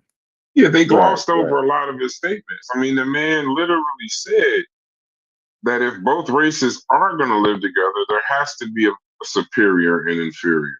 That's right. And that I am in favor of having the superior position assigned to the white race. He was damn near a supremacist. He was talking about he was talking about deporting free. Forget the ones that were enslaved. We talk about Donald Trump in deportation of illegal immigrants and shit like that. Sure, this motherfucker in 1854 would be, and even if it was to free all the slaves, send their ass to Liberia. It would be better than integrating them into the United States. He was talking about deporting not just the slaves, free Black Americans to colonies outside the United States. And this is before the Civil War and during the Civil War. And some of it was secretive. He was trying to send slaves on an expedition to Panama, what was Central America, but what will be Panama today, to scout land for a fucking Black colony. He secured federal funding to relocate these people. So we're not talking about a person that like in 1862, it says he took the step of inviting a group of Black leaders to the White House and urged them to lead the example by relocating. That's right. He said Black and white people cannot coexist on equal terms. You and we are different races, and that it's a great disadvantage. He asserted we suffer on each side, and by living together, if this is admitted, it affords a reason at least why we should be separated. He concluded it is better for us both, therefore, to be separated. His vision of his future, it didn't include us as equal citizens here. He wanted us out of the fucking United States. You have to give him white supremacists at the least. The preliminary Emancipation Proclamation of 1862 echoed his intent to colonize freed people. He said the efforts would be made to colonize persons of African descent. This is not days before he died. He said, in order for, he told General Benjamin Butler that peace between North and South might require removing Black people. He said, I can't believe that the South and North can live in peace unless we can get rid of the Negroes. I believe it would be better to export them all to some fertile country. Deportation was his solution. Now, listen, when we say this, Lincoln's support for colonization provoked fury from abolitionists and Black activists who saw it as a cruel scheme denying Black people a place in their own homeland. Frederick Douglass said, Douglass accused the president of assuming the language and arguments of an itinerant colonization lecturer and betraying racial bias. That his proposal of colonization actually revealed his pride of race and blood, his contempt for Negroes, and his hypocrisy. This is Frederick Douglass at the time. So people talk about the Emancipation Proclamation like it was the Constitution, but it wasn't. It was very limited. It was very, very limited. It did not free all enslaved people. Only those held in Confederate states that were still in rebellion. And when we keep talking about it wasn't a war measure, he says it as a fit and necessary war measure for suppressing the rebellion. That's right. It declared that on January 1st, 1863, all persons held as slaves within any state or designated part of the state, the people whereof shall be in rebellion against the United States, shall be thenceforward and forward and forever free. But it only applied to enslaved people in areas outside of Lincoln's immediate control. Kentucky, Delaware, Maryland, and Missouri, which were all still in the Union, were exempt, as were any rebel areas already conquered. So it was a war measure. Yeah, there was parts of Virginia. His own Secretary of State said, "We show our sympathy with slavery by emancipating slaves where we cannot reach them and holding them in bondage where we can set them free." Yeah. His own Secretary of State said that. We can't change history in 2025 and just act like, oh no, he was doing it because it was the Negroes. The man would say nigga in private and public. Yeah, and it wasn't. That's the other thing. I don't know. You know, but Chef ain't here to argue his point, so he's not. You're not. And here's what I'm gonna throw a small little consideration in defense of my brother Chef. And we got West Virginia because of those 48 counties that were in Virginia that was still a part of the Union. Tennessee was also exempt from the Emancipation Proclamation, and there was parts of down there where Logic was in Louisiana that wasn't a part of that Emancipation Proclamation because it was still part of the Union peace. But where this is where I would create a buffer piece in support of Chef. We can't come after Chef entirely because the image that we understand with Lincoln became prevalent by the turn of the century, where even Black folks believed that Abraham Lincoln was this great emancipator. It was the overwhelming myth that was created and fortified. The reason why we have Negro History Week is because Carter G. Woodson made an estimated guess that the second week in February was the birth of Frederick Douglass and Abraham Lincoln. And so there was a lot of Black folks in the early 1900s. Not only was there a bunch of kids running around with the name Abraham because of Abraham Lincoln, but there was a bunch of even early thinkers and early racemen, if I can use that term, who believed in the constructive idea that Chef is arguing that there was a moral constitution to Abraham Lincoln's swipe of a pen. And so this mythology around him is not new.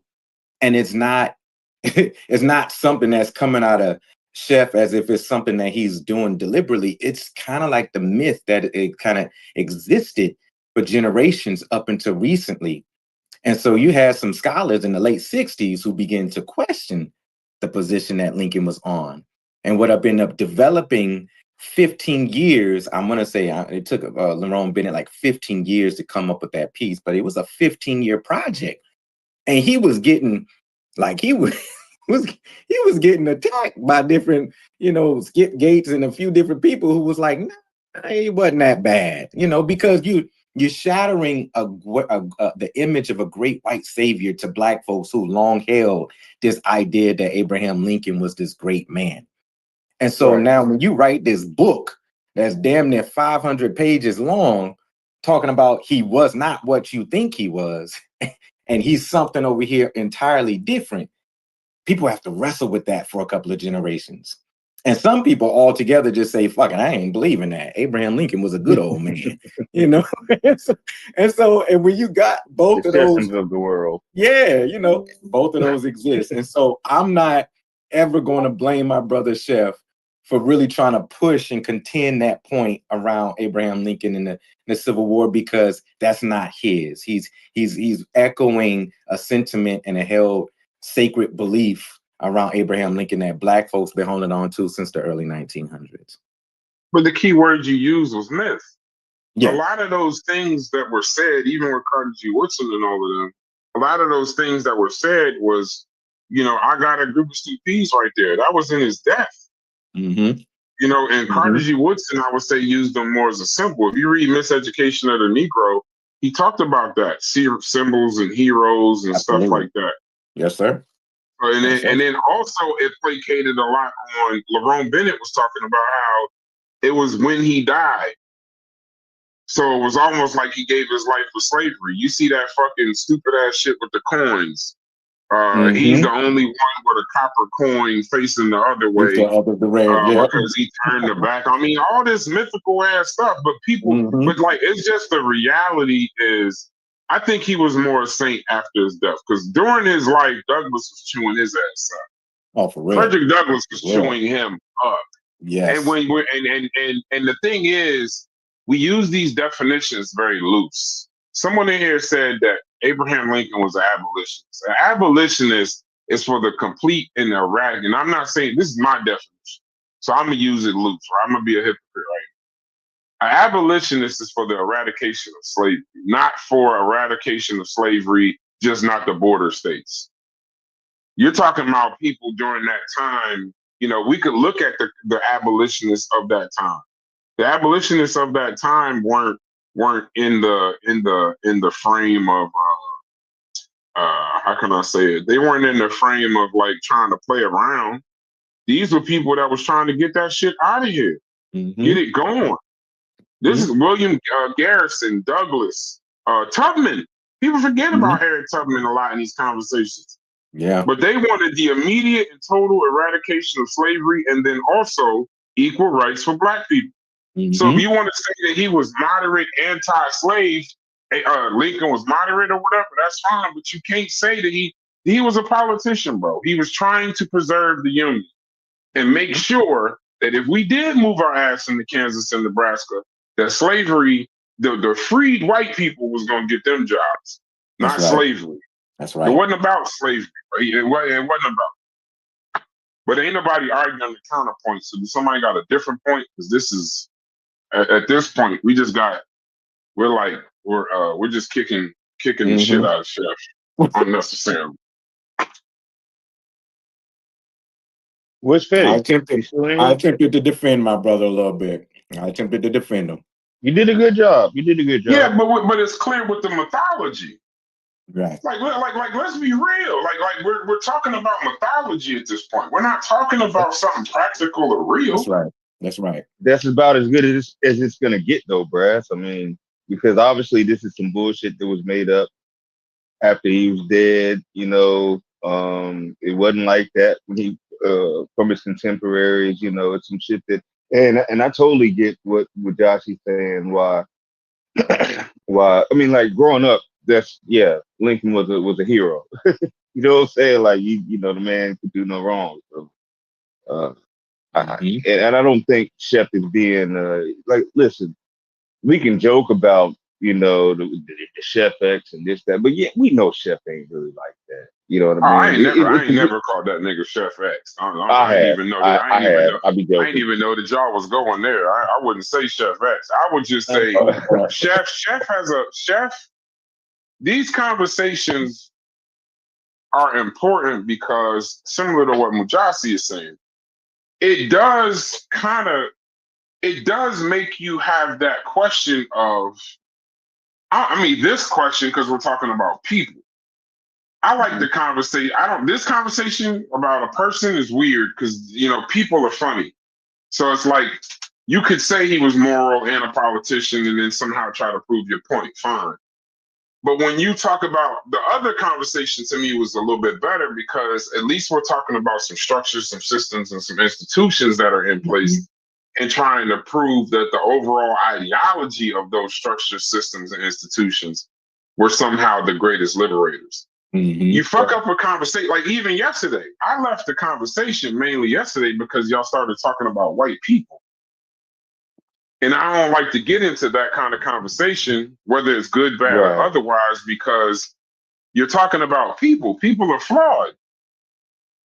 People are flawed. Some people are great. Some of the greatest people are weird. I mean, Thomas Jefferson, all men are created equal. Once again, in his backyard, while he wrote that, he had 600 slaves. That's right. And then you get right. So I don't want to talk, but I don't want to. You get into the people conversation, and it gets a little weird. But then you get into the minutia of, and this is something I don't think we're tackling, Mujasi, that I think is unfair. I don't think it's fair that we're not really realizing, and this is why I won't castigate Abraham Lincoln also. But we're looking at this with 2025 eyes. Mm-hmm. That's Boots true. on the ground. There was something we was talking about the other day when we were saying we got to be careful with anachronistic statements now, because what was the narrative? When the majority thinks something is normal, no matter how you know what I'm saying? When the majority thinks something is normal, no matter how sick it is, it's the normality of it is driven by the people at the time, the majority of people at the time. You know what I mean? Yes, what do you remember that conversation we was having? So it's like when I call him, even when we call him a racist, you got to be kind of careful. Or when you call him, he hated. It's not like him doing that now. You know what I'm saying? It's not the same. Right. Even though we can say it's the same, the overarching, we're talking about they lived in a time where there was slavery. Yep. It was definitely not, slavery was definitely not looked at the way we look at it now in 2025. So you got to add that kind of sentiment. I think they were having that conversation in regards to Darwin. When they were talking about how racist was he, or how this was he, or how can we trust evolution and this, that, and the other. I think Haskell has that argument a lot of how can we trust a lot of this shit, because for all intents and purposes, he wasn't racist. Yeah. But then again, based on the time, the authoritarian aspect, or egalitarian, one of them two, of the time, how racist was it? Right. Concrete Corey was arguing that about Darwin and saying that of his time, and he's right. Of what we read earlier this week in Akbar piece, Akbar would say that Abraham Lincoln and Darwin reflected the democratic sanity of that time. You know, like they were part of the social norms and the behavior normality that would have been sane for that time. And so, that democratic sanity of white supremacy and racism, Abraham Lincoln reflected that. If we was to transfer him in today's terms, he would I don't know what he would be. I'm just throwing this out there. I could be wrong. He would probably be your Bill Clinton. He will probably reflect that type of kind of liberal politician where, he stands somewhat in the middle, but very politically motivated. Yeah, like he beat Bill Clinton, but with Bill Clinton, you can never remove the '94 crime bill. Exactly. So it's like as liberal and as progressive as he is, that nigga sent motherfuckers to prison forever. Right. That's right. So you see those conflictions, and Abraham. Right, because we're talking about people. See how crazy it gets when you start talking about people. Yeah. I want to talk about the people. Let's talk about the systems. Now, when we talk about blacks in history, a lot of times we end up having to talk about people because we weren't in control of those systems. We weren't. It's not something that we control. Go ahead. I mean, you want to talk about those times, like I don't know, man. Wouldn't he be considered more than progressive? He'd be. Well, no, I guess not. If there were other abolitionists who were saying he wasn't really about that life, but I'm just thinking in those times, like, it's pretty bad. You know what I'm saying? So, like, I would think some of his ideas might be. I mean, yeah, wouldn't they be considered? Like, you got to give him credit for that, right? That shit would have almost been radical, right? What's up with y'all, man? Hey, can y'all hear me? Yo, y'all can hear me? Yeah, we can hear you. Okay, I don't know what was happening with my phone, but I had wanted to say to Brass and Mujasi, the fact that he still was okay with slavery still going on in the states that were in control of the Union, that's the silver bullet right there. Like, if we could distill this whole thing down, that's the silver bullet. Like, if Chef come back on here and still attempt to fight that particular point, then he not having an objective discussion. But yeah, y'all killed it right there. In that speech, and the colonialism. In the Peoria speech, 1854. What's up, Logic? I don't know if you're trying to talk. You want me to fall back? No. I was just trying to get caught up in what y'all was talking about, but I'm listening. Go ahead. Okay, in the Peoria speech, 1854. Look that up, Haskell. He starts off the speech saying slavery's wrong. But then he ends the fucking speech saying, but he's talking about slavery is wrong, but in the context of the Kansas-Nebraska Act. Because he finishes the speech by saying, wherever there are slaves, essentially right now, that's fine. So then you ain't talking about slavery, bro. You doing politics. You trying to get elected right now. You don't give a damn. Like the Kansas-Nebraska Act, he was concerned about slavery spreading west. And if slavery spread west, it wasn't even that he was concerned about the states. He was just making sure that if it was free labor, that free labor was going to go to white people. White folks, yeah. So and then the gun to the silver bullet is we're only talking about what he did to enslaved black folks. He was trying to send freed black people outside of the United States to work out. Go pick cotton. Yeah, if you're willing, you call. Wow. Yeah, you call the leaders to the White House, black leaders to the White House, to tell them, listen, the only way I could do this is if they do it willingly, because these people are freed. So you niggas, y'all go first.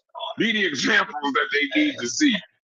Could you imagine being proud to get an invitation to go to the White House and then have the president say, I'm doing this colonization shit in Panama, in Haiti. And in order for your people to see you as their leader to understand what I'm trying to do, you niggas willingly go first. Because there ain't no way this is going to work inside the United States. This black-white thing ain't going to work. But you want me to also flip the script and believe that this nigga think that slavery was, no, black people shouldn't be slaves. When he supported a fucking amendment to make it permanent. Y'all talk about the Emancipation Proclamation. What about the amendment from Corwin, who said this shit would be permanent, irrevocable amendment to the Constitution that slavery, wherever it is right now, is permanent. As long as if that'll end the Union, fine. The nigga was trying to do anything he could do to preserve the Union. It's just after the Emancipation Proclamation happened, he died. He died a martyr. And it seemed like he died as a martyr for slavery, but it wasn't that. His timing of him dying just made it seem like he died to free the slaves. But y'all, listen, I'm still waiting on the argument. I heard it. I'm assuming this must only be how Chef feels. Because if nobody else feels like that, we could talk about fucking football or something.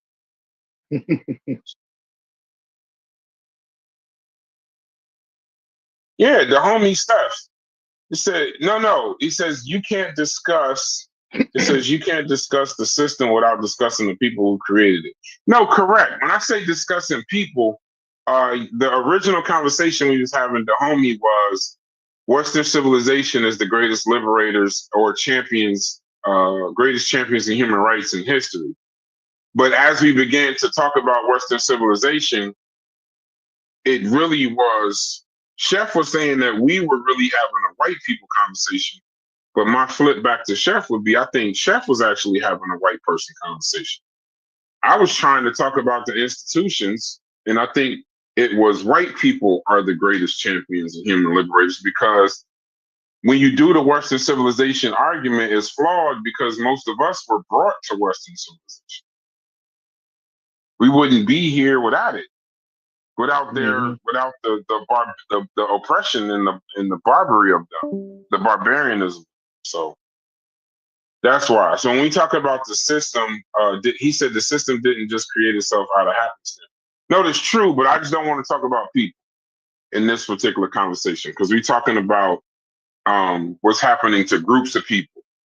And usually, to me, when you talk about large swaths of people or races of people, it'd be better to focus on the systems behind it, the institutions behind it. Or if not, we just gonna start talking about, well, this white man thought this, and this white man thought that, and this white man thought that. Yeah, no, I'm not doing that. All right. That ain't even a good conversation to me, in my opinion. But y'all have at it, bro. I didn't ask for this conversation. I just participated. But everybody, I guess whoever support Lincoln ain't hearing them.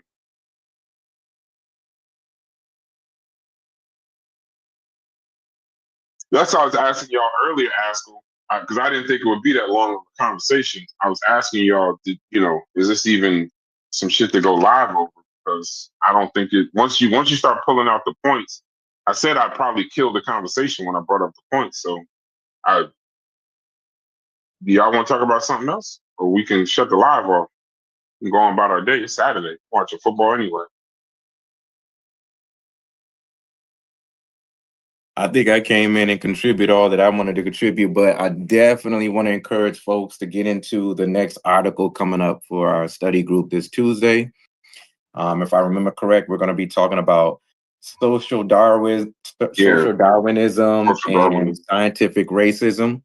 And so this is a conversation that we had like a month and a half ago where we was talking about Charles Darwin, was talking about scientific racism, and a lot of discourse came out about that, and it was real good, really good back and forth. So I found this article that's exploring and going deep into that. So but just encouraging brothers and sisters, if you can, take some time to read through it, because I think it's going to be a real good conversation.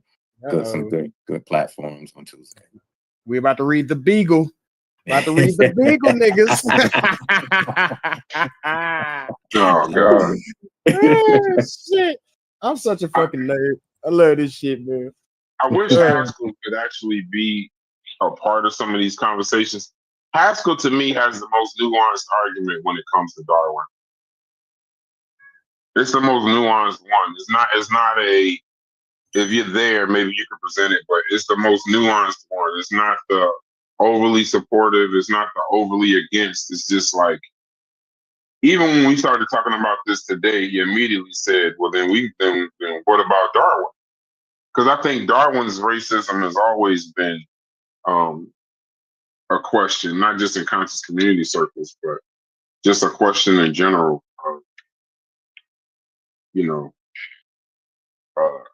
What we're accepting this now. The work eventually proved out, so you could remove his racism.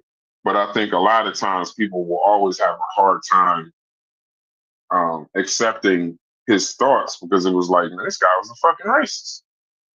Mm-hmm. But then you go back to whatever it was of that time per se. So you gotta add that little piece in there. Right. But yeah, I'm excited. I'm excited for Tuesday. I really don't like talking about Darwin, but social Darwinism I don't want to talk about. But I don't like talking. I was just gonna say, because I think this article, well, from what I remember reading, it doesn't go into Darwin himself. It goes into the construction of social Darwinism and how it's became a foundational theory to support a lot of the scientific racism of the early 20th century, and how that perpetuated impact on communities and stuff like that. So it goes into the bigger conversation that we've been having in terms of theoretical ideas informing social systems and programs and stuff like that. It kind of leans into that discussion. And you making it difficult for us to just tear down Negroes, what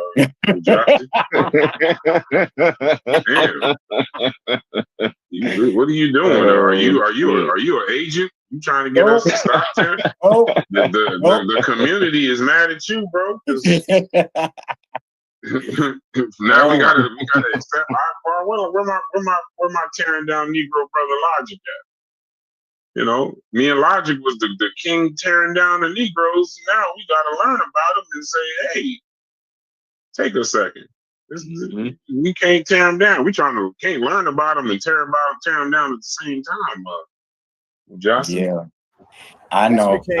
Yes, we can. We can create slavery to demolish it. I don't know, man. I kind of like doing it. I like doing it with no sources. Pause. Just literally just tear them down and listen to the people just complain. My brother, if Fetty is still on, I really want my little brother Fetty to join us and make sure he can be a part of this conversation on Tuesday, because I'll be interested and excited to hear his views on that article, because it goes into Charles Murray and and some of the work and how there's a relationship between that science around that IQ and its connection and legacy to that piece. So I'll be interested to see with my little brother how he interprets it and potentially reframes it, agree with it, disagree with it. So I think it's going to be a good discourse. So if Fetty's not on, hopefully he listens to this. I really hope that my brother could be there. What this got to do with Charles Murray now? Before I join this class on Tuesday, hey, Raz, as you gotta relax, man. Come on, hold man. on now. I Stall feel him like out, you Debo. just said. Stall him This out. has something to do with Charles Murray. Now I don't want to wake up on Tuesday and get discouraged. Nigga, wake up and put your No. Charles Murray bell curve bottom jeans on and quit bullshit and get your ass in here. Hold on, Mujasi. You might have played your hand. No, it's one of those pieces where in the article,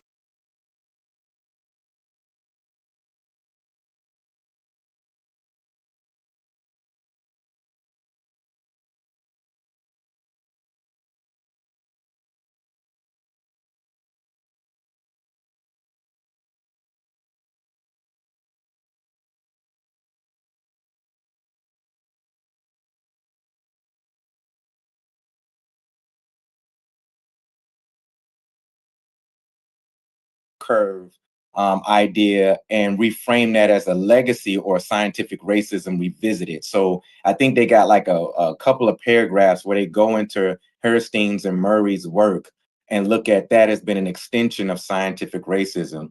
And so one of the things that my little brother, Fetty, talked about is that he interprets it not in, and he hopefully he corrects me if I'm wrong. He doesn't interpret, he does his research and reading into the literature behind Murray and Herstein. They don't talk about it from it's not a racist kind of piece.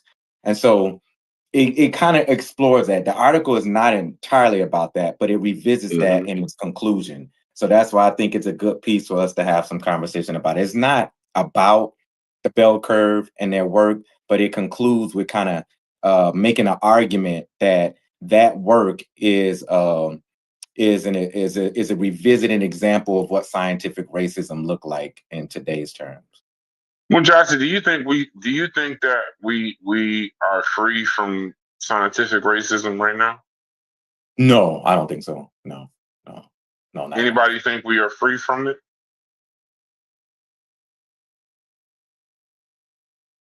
Is everybody busy? I know it's Saturday.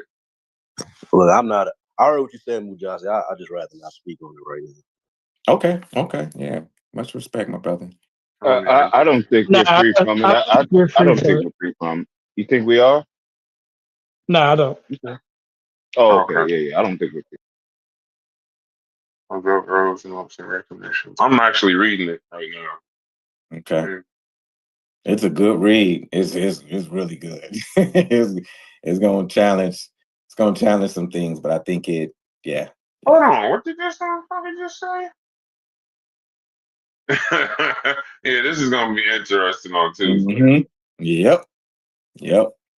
So yeah, definitely. I'm hoping everybody could participate. The survival of the fittest. I glanced a little bit further to see Darwinist principles were intended to buttress the case that biological evolution could be equally applicable to human societies.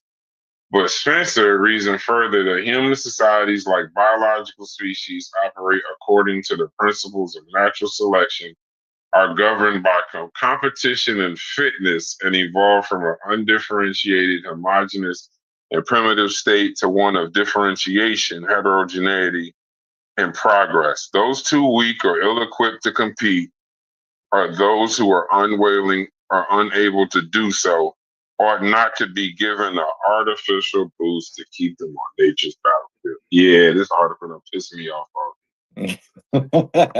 Read it with some temperance, brother. Read through but it. You already done said I can't read it with a blind eye because that's why I started now, because you already started talking about Charles Murray.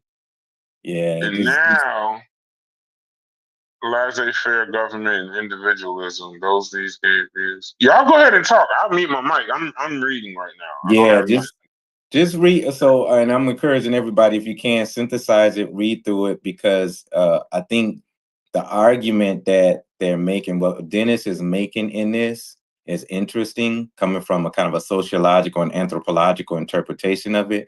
But he grounds some pieces, and some I don't agree with a few things that he states in here and he positions himself in. But I think it creates for some of the conversations that we were having about a month and a half ago, and really exploring it on the literary level. You know, what's the literature saying? You know, this is one of many different arguments and different scholars who wrote on this. But to look at this and what came out of the early 1990s in terms of their thought around scientific racism and how it informed imperialism, slavery, and stuff like that. So it's a good read. It's a good exploration.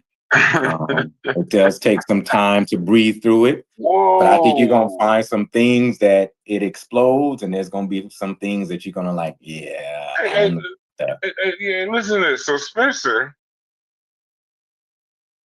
he equated with racist thinking by noting Spencer had a belief that racial conflict was the key to social progress because it entailed a continuous overrunning of the less powerful or less adapted by the more powerful and more adapted, a driving of inferior varieties into undesirable habitats, and occasionally an extermination of inferior varieties.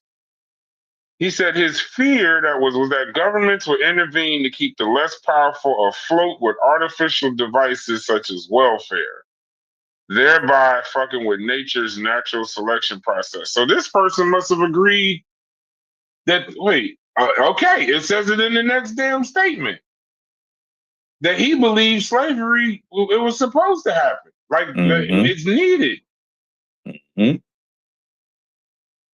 Ain't this a motherfucker? And what you got us reading, Jesse?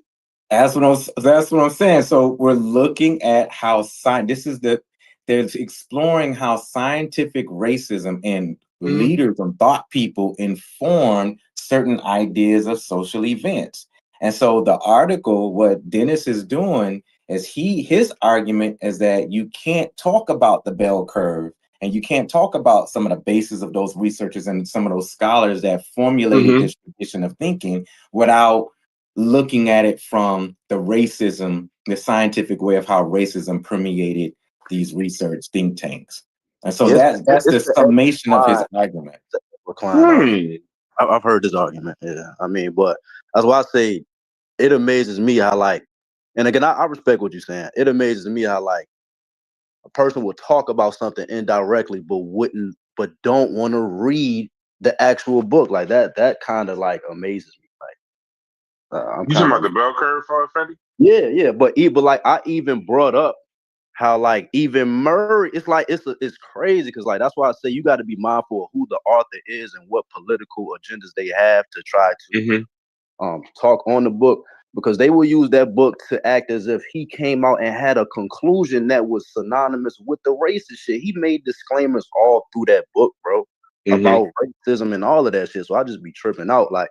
But I can't get mad off a person's argument. But it's like, this is the Ezra Klein and Sam Harris. Like, Ezra Klein is going to tell you, you got to bring up history, scientific racism, and how that da. But you got another side who say, yes, we're aware of the scientific racism that took place, but there's been a refinement and there's certain data that's been replicated, and you got to deal with it. And it's not rooted in the same thought process dealing with eugenics and all that. I talked about all of this, how geneticists now tell you to have an anti-eugenic approach, but you also can't have genome blindness or ignore the fact that people on the individual basis vary. So it's Did like, you say that on the show? Yes. Okay. And that's why. Yeah. And you did say that on the show. I remember you saying that. That's all. That's the only reason I asked. I wasn't saying it like you didn't. I was just saying I remember you saying something along those lines on this show. And Fetty, that's why I'm excited for you to engage in this. If you have some time on Tuesday or before then to engage on this and talk about this with us in the study group, because I've heard you examine and kind of position yourself on a certain interpretation of this type of research that I think this author may challenge you on. And so I'd just be excited to hear your interpretation. You know, like I've heard you push up against what Routledge Dennis is arguing. So, you know, just excited to have you engage on it. Yeah, I'll definitely tap in. And my only thing is that you don't need for my argument, I don't need the bell curve to prove my point as to what I think should be addressed. I could just use 2025 or 2024 data dealing with African American children and SAT scores. Mm-hmm. So it's like I don't have to use the bell curve to prove my point, because you're gonna have to argue current shit that's coming out now, talking about inner city communities and how, you know, certain children can't, you know, do shit at a certain level, whether it's English, math, and how this shit is going to be problematic because you don't learn these foundations early. It's going to fuck you up as an adult. So I don't need the bell curve to prove my point. But that's just like historically, you have to bring that book up because it's controversial. But take the causation out of it. Most people argue over, oh, you said it's genetic, but you still have to deal with the fact that African Americans on the average level, we have a lower IQ score than other groups on the average. Like, you can't get around that. That's what it is. You can argue over the causation, like whether it's fully environmental, but you still have to deal with that, you know, issue. And if you want to really change the gaps, the method at which you want to change it, cool. But is a person racist for merely just presenting replicated data? Take the causation out of it.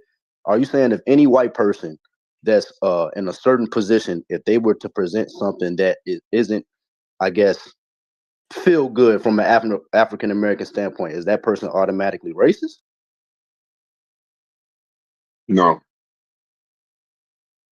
Well, yeah, that's all I'll be saying. Like, I just saw some of this data. What's your data say on them SAT scores? If this is true, this is. I can send you a video right now from the University of California talking about the growing correlation between SAT scores and race. No, I'm talking about the actual data.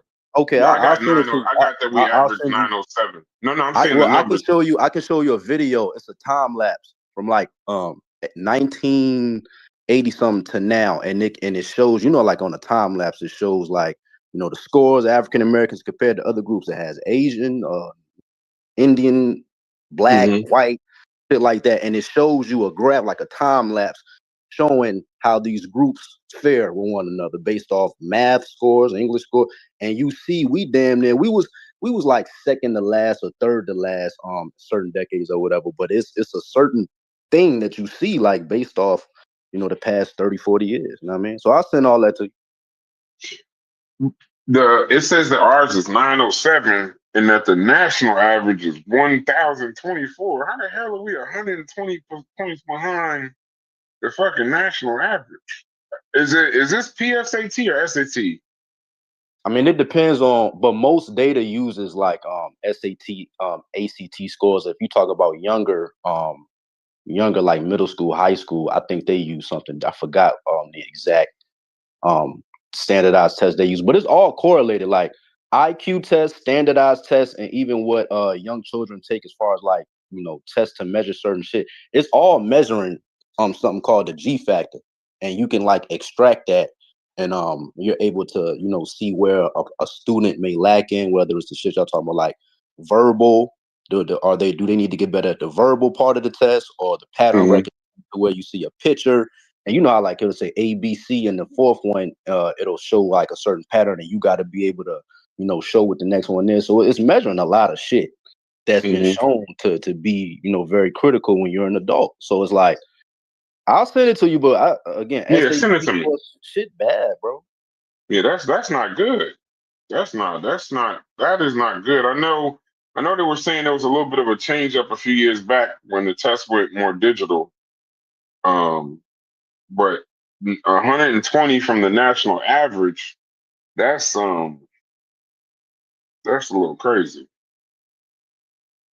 Yeah, so we talking about black people, and we trying to forecast a lot of this shit as far as, you know, if this shit gonna get better. Now we got to look at the babies and what they doing.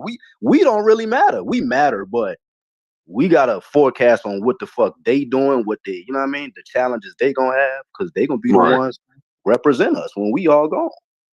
Why do you think, and not to cause a problem, but in your opinion, why do you think when we had these conversations, outside of the blackology part, why do you think that the racism part comes into it immediately? Like, why do you think this is like more just a difficulty of us to accept, or when I say us, I mean me and you. I'm not excluding. Yeah, I wasn't excluding you. I'm just saying us. Y'all think nobody wants to hear this type of stuff, like, you know what I mean? And that's why I be tripping, because it's like, y'all think I was originally happy when I was reading this shit?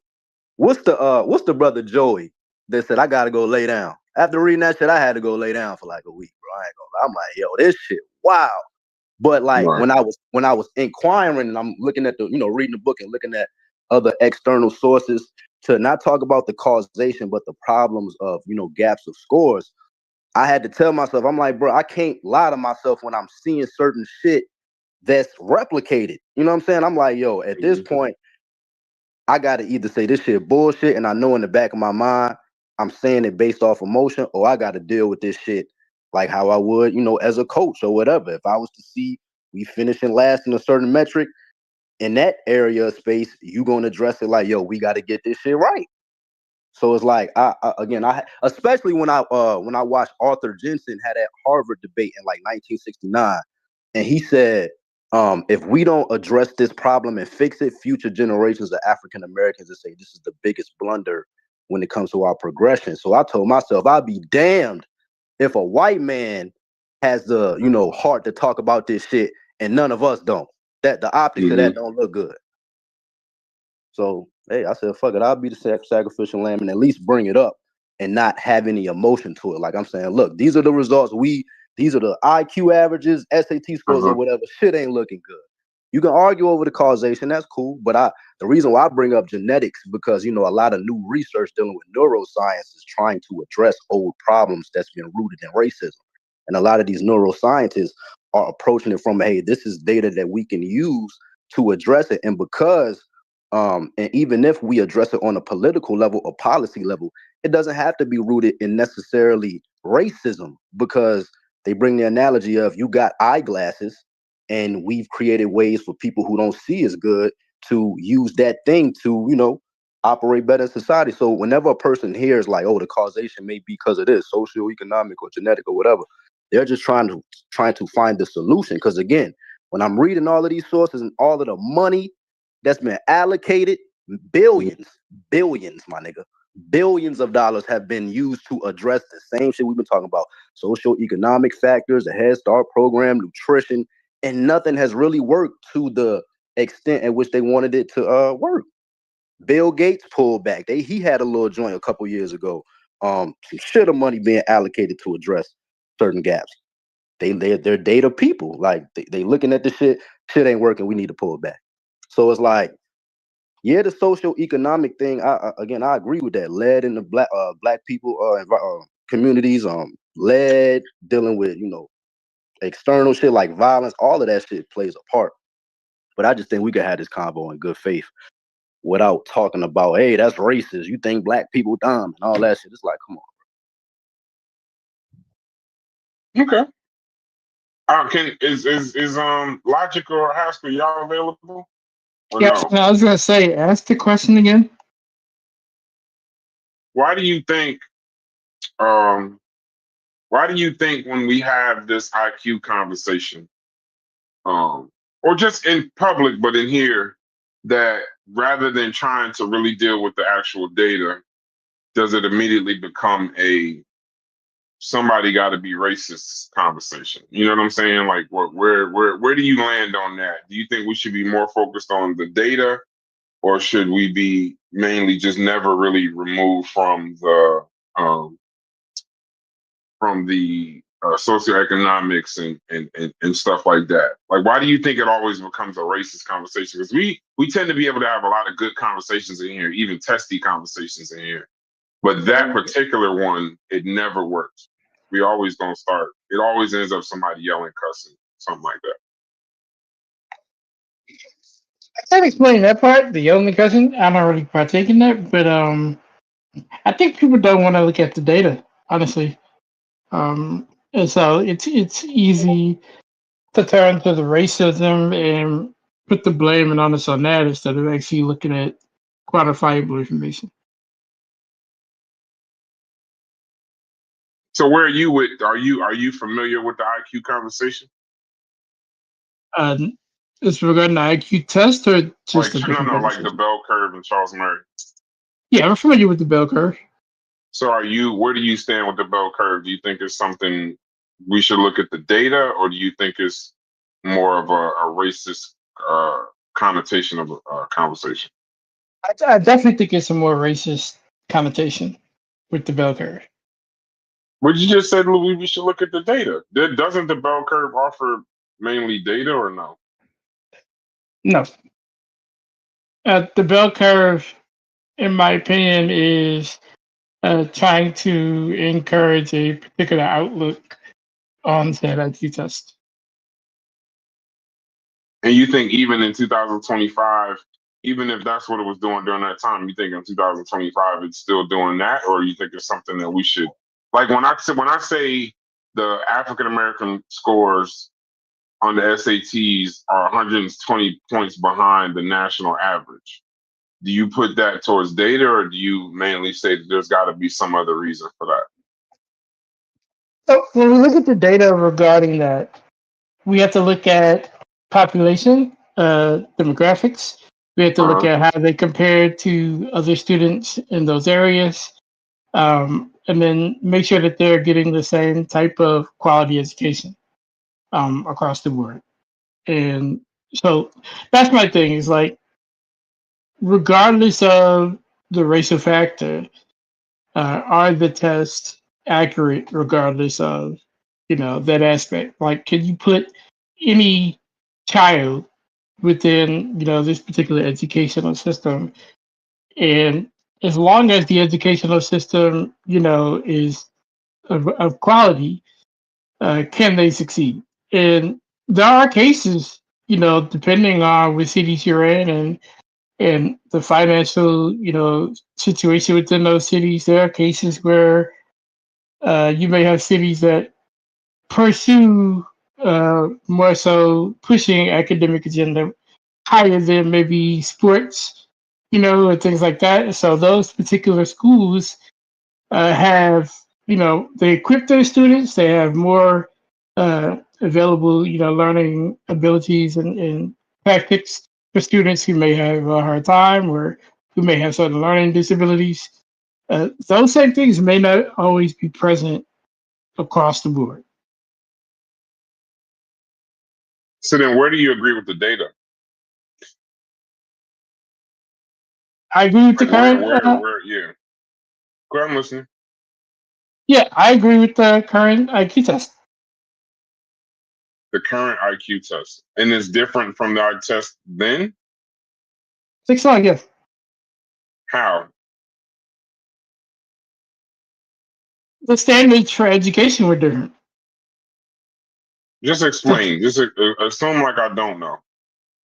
I may know the answer, but just understand we're live. I'm trying to gauge it out. I'm not gonna assume everybody that's gonna watch this or know it. You know what I'm saying? Are gonna know. So what would make the IQ test then not detrimental but unfair, but not make it unfair now? Because that would be kind of like the assumption that scientific racism is over, right? No, I wouldn't say it's over. Okay. But I would say, so let's look at curriculum and content. So with education, we've come from a place where emphasis was more on memorization and literacy and mathematics. It was a more focus on those things. Science and social studies in education were taught, but they didn't have any depth. They were very surface level. Same with global awareness in your area, multicultural studies. Those things are very, very limited in education. Today, those standards are a little bit different. They're a little bit more broader.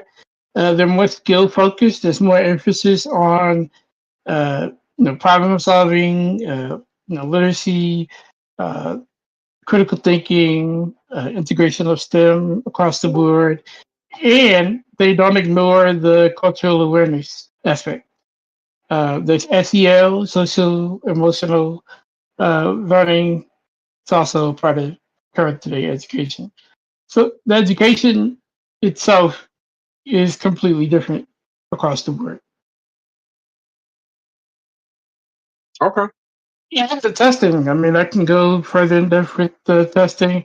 Technology has helped. Compared to what we used to be in currently, technology is beneficial. Um, Lots of learning management tools, smart boards and tablets and computers and all that type of stuff all help with pushing where education is forward. They give you more tools, more access. Well, remember what I said. Well, when new findings come out that the things we talk about only account for 10% of the full cause of a student's success, what do we do with that?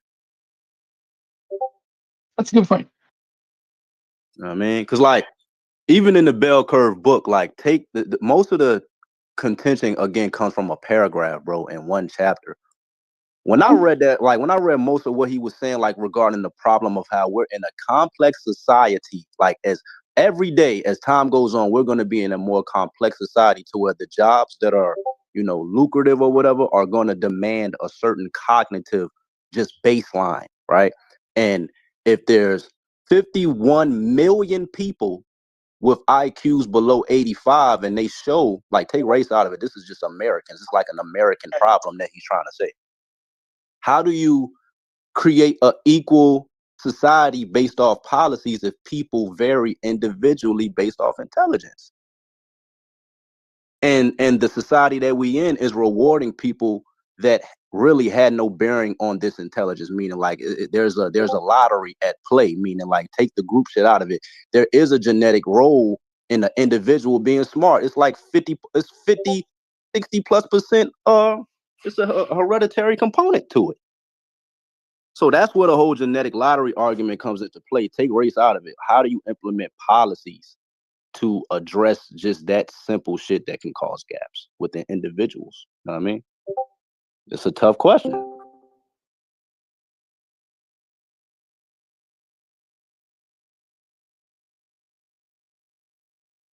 I can't. I don't. I can only. I hate to say this. I can only host this one. I cannot. I'm not well versed enough in this to participate. I'm assuming everybody. This isn't like or everybody kind of just doesn't feel like arguing, I guess. But I'm gonna end the stream, and if y'all want to talk about it, y'all can talk about it privately. But everybody on mute, and it ain't work because it's Saturday. I doubt everybody's at work on Saturday. Let me ask this to everyone in the conversation.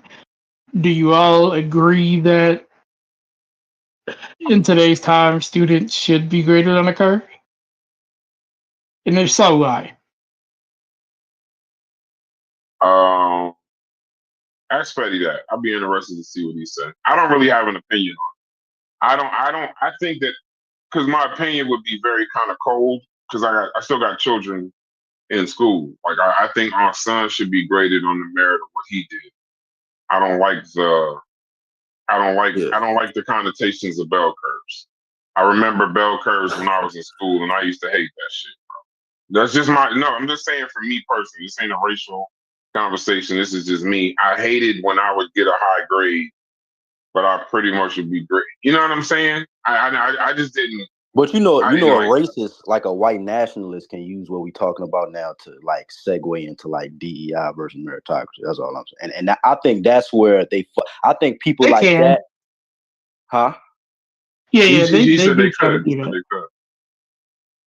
Yeah, because some people, yeah, because like the whole college admission thing and Asians feeling like the admissions process kind of singles them out for being smart, so they gotta lower standards for other people, and those people with the lower bar, get admitted. So it's like a metric that they use that people feel is unfair if you're not a part of that minority that they're trying to bring up. You know what I mean? Mm-hmm. So, but you have a lot of, like, again, I uploaded a video of Sylvester Gates, smart brother, black physicist, and he doesn't like the fact that, you know, when you lower a standard for a black child in learning, again, he brought up the sports analogy of you have no room to do that shit you talk about. If you want to be great, you got to do X, Y, Z, and the standard shouldn't be lowered for that.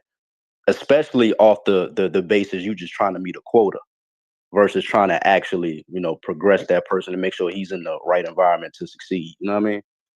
So yeah, and for me, my personal views always are going to conflict with my views for everyone because I'm a person that thinks you learn in failure, or at least that's how it should be. I think, you know, when a game is over in sports, from at least what I was taught, you don't really learn a whole bunch from when you won. You learn more when you lost, so you can go back and assess, see what you need to do that could change.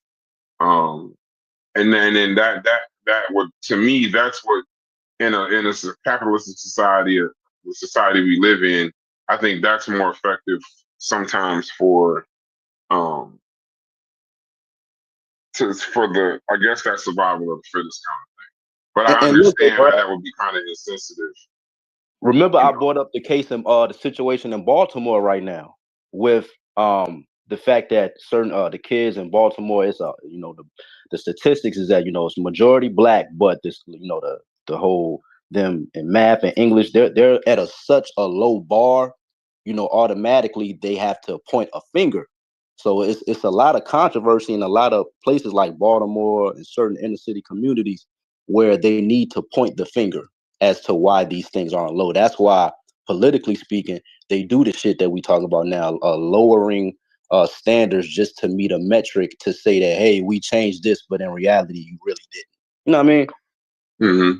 So it's deep, bro. I see that's where the dangers come into talking about people. Because it's like, that's where I like to get into the institutions, because this conversation will automatically be slanted or taken and turned into a black thing. You know, we're not doing this for blacks. In actuality, I mean, I don't know. Mel, where you stand? Yeah, I mean, I was gonna take it back to like the teaching methods today, like so students in classes years ago were kind of taught like how we're taught with professors. Like they were just taught to absorb all the information and just, you know, have the lectures, so to speak. Uh, that's not the best learning model, especially for students trying to learn information. You need interactivity. You know, we always either we were that child or we knew children who said, I need a hands-on approach to learning. You know, so Mm-hmm. today they operate with those models. They have project-based learning where children can engage. They have what they classify as flipped classrooms and things like that. They have, you know, make sure that the learning is cooperative between the students. Mm-hmm. So not only can they say, you know, they understand and maybe they can pass the test or quiz, but they actually can show it. You know what I'm saying? So it's things have changed. Yeah. They're I saying, think that's someone where in this chat just said this is anathema gives a Charlie good Kirk's perspective. talking point. Somebody, I don't know whose talking point he was saying, but I hope you. They're saying that this is Charlie Kirk's talking point, that outside of the slavery or whatever, that we should, you know, the you should fail to learn. I hope I didn't just say something Charlie Kirk agreed with, because that's what Charlie Kirk. No. Hey, Brass, that comment goes to what I was saying. If you bring up anything remotely dealing with, you know, something that doesn't feel, you're automatically going to be tied to extreme white nationalists. And I do hold those people accountable because, like, y'all extreme views fuck it up for people who really trying to have a conversation. Because, you know what I mean? So it amazes me how I could be black, African American, talking about African American problems, and a nigga say, you repeating a white man talking point. That like blows my mind. It's like, you forgot I'm black, my nigga. Like, you forgot that I've had these experiences. Like, the shit tripped me out. Like, so All right. Well, I've already been called Charlie Kirk within 30 seconds of this conversation. Shit crazy. No, it's just, bro, I don't know. That's what I'm saying. I don't know if this is the selfish thing. Isonic says this is an outdated, extreme racist talking point. See what I'm saying? See what I'm saying? Well, Isonic, you in the Discord. Explain that part. Like, I mean, but I don't know what is the outdated, extreme racist talking point. I mean, some of this is like, listen, I'm competitive to a certain extent. And in athletics, I'm taught you never lose, you learn. And that things that happen to you are always to your benefit, whether it's right or wrong, because you have the ability to learn from it. So for me, I would see, I'm the type of person, just a personal, just me, not the whole race, but I was a person that always, I would look at, like, if I failed the test, that would be not failed the test, but if I did not what I wanted to do on the test compared to the rest of the class, that would be more motivation for me, other than if I got a bad grade, you just gave me a B because that was everybody got a bad grade. I don't even know if I really want to be in a society of that. I don't even know if what I'm saying is ignorant, but I don't know if I want to live in a society like that. Trophy shit, man. I don't like that shit. Yeah, I'm not a participation trophy guy. But I don't know. I don't think then I had the thoughts of the socioeconomic statuses and all of that, saying, well, you got to have some participation in order to address those things. But Isonic is saying that's race realism. I don't even know what that means.